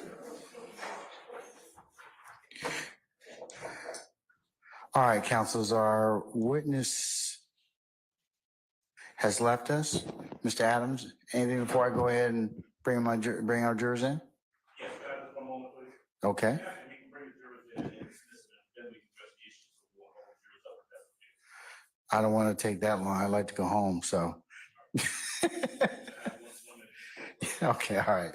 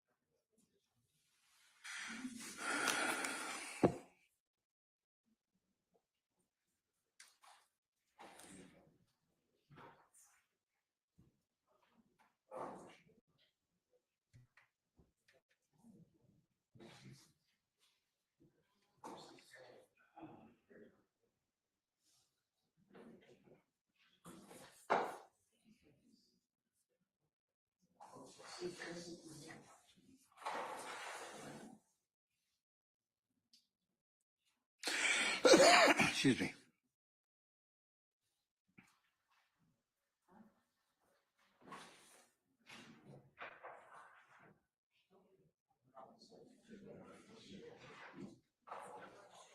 Yes, Judge.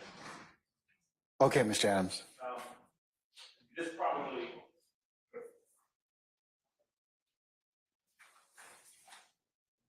this actually should not really need saying, but I'd like the court to advise, remind, or make sure it's clear to the state that, of course, this is a witness that is in the process of middle of her testimony, and that no one from the state whose care she will be in this evening, to some extent, is to have any sort of communication with her about the testimony, or anything whatsoever. That's the first request. The court is amenable to that. That may be on.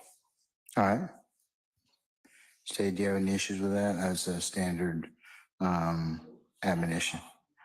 Okay, so, all right. All right. Second thing, actually, the second. I think at the bench, I heard the prosecutor indicate that Ms. Bennett would be in the care of female investigator this evening in terms of making those arrangements. I heard that as well. Your Honor, I don't mean to interrupt Mr. Adams, pardon me, but Your Honor, I was just speaking with our chief investigator, and regarding,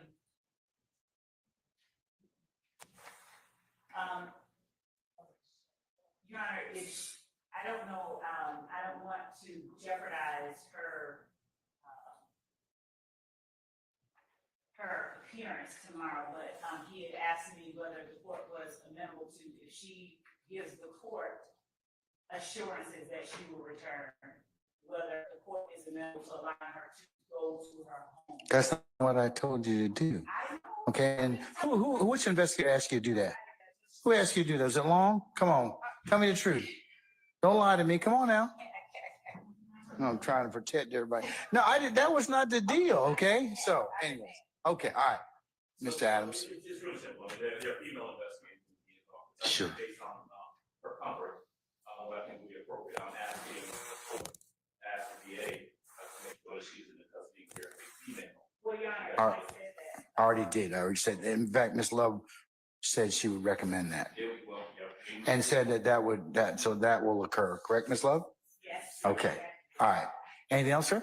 That's it. That's it. Okay. Thanks, Judge. All right. Okay, let me go ahead and call for our jurors, and anything else I need to take up while I got y'all here for tomorrow?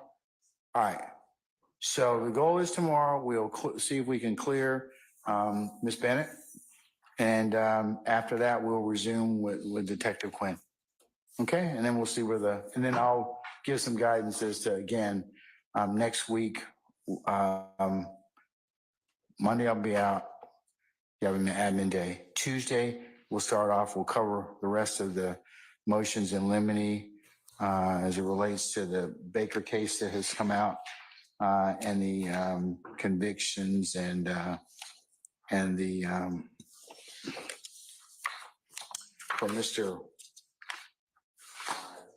Wise, as well as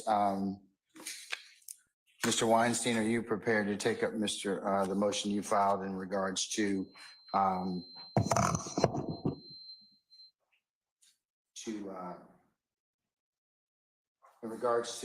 presentation of evidence and your supplemental motion? Yes, Your Honor. Okay, all right. Councils, my goal is if we complete those things on Tuesday, we will not have to come on Wednesday. All right, so that's what if we don't complete those Tuesday, we'll complete them on Wednesday, and then you'll have admin days on Thursday and Friday next week. That's where we are at this point in time. All right. Oh, one other thing. Juror, as it pertains to juror 219 that we talked about before, he has scheduled his appointment. I have a notice from his doctor, which I will mark as the next court exhibit in order and seal. But his appointment is for 16 April at 1:45. So it is my intent for us to work that morning. And then we will conclude to give him enough time, probably 12:30 or thereabouts. Because I believe that his doctor, consistent with the last time that we were here, is in Sandy Springs, okay?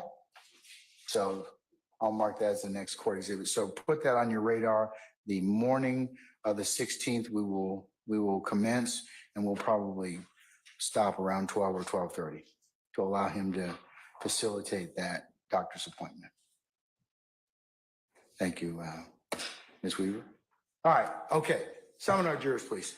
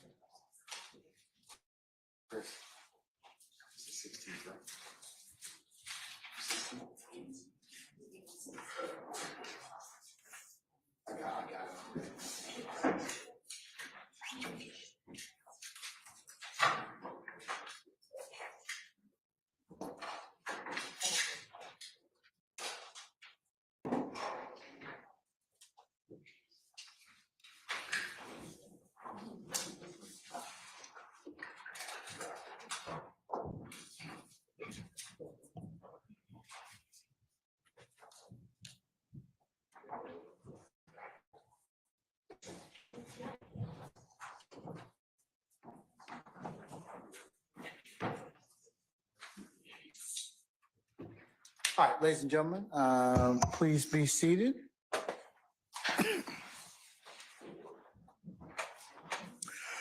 All right, ladies and gentlemen,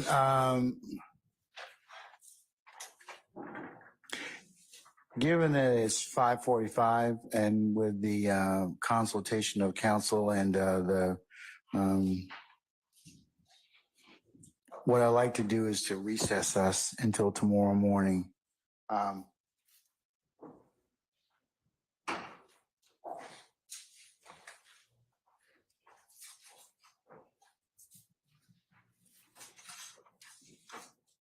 If I could get you all to be here for 9 o'clock for an anticipated 9:30 start time, we will have a regular work day tomorrow. And that will conclude. And then, as I mentioned to you earlier, your administrative pause week will begin that following week. And then we will see you back on the 8th of April. But we'll cover all that again, I'm sure. Do you have any other ministerial inquiry of me at this point in time? Anyone? Okay. Let's go through your admonitions. Remember, don't talk about the case at all. Do not seek any third party resources or persons. Do not talk about the case when you're at home, or let this case be talked about in the presence of third parties. If any third party were to talk with you, of course, you need to let myself and Sergeant Ingram know immediately.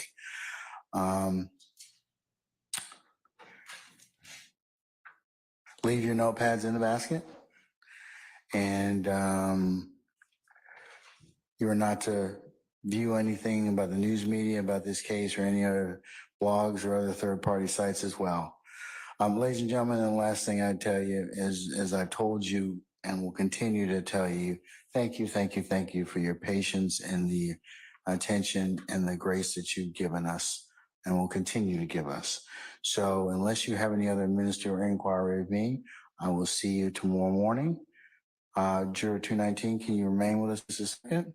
Okay. All right, ladies and gentlemen, I'll see you in the morning. Okay, all rise.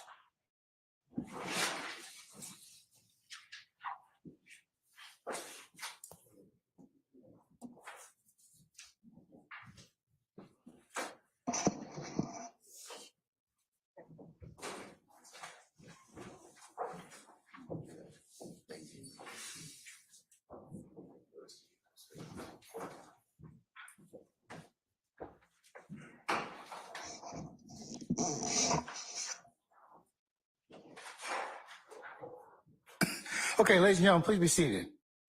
All right, Juror 219, I have your doctor's note. What I'll do that, your appointment's on the 16th. What I will do is we'll hold court that morning, starting about 9. We'll recess about 12:15. Should that give you, that should give you enough time to meet that 1:45? Okay, that's what we'll do. All right, that's sufficient? All right, problem solved. All right, have a good evening, okay?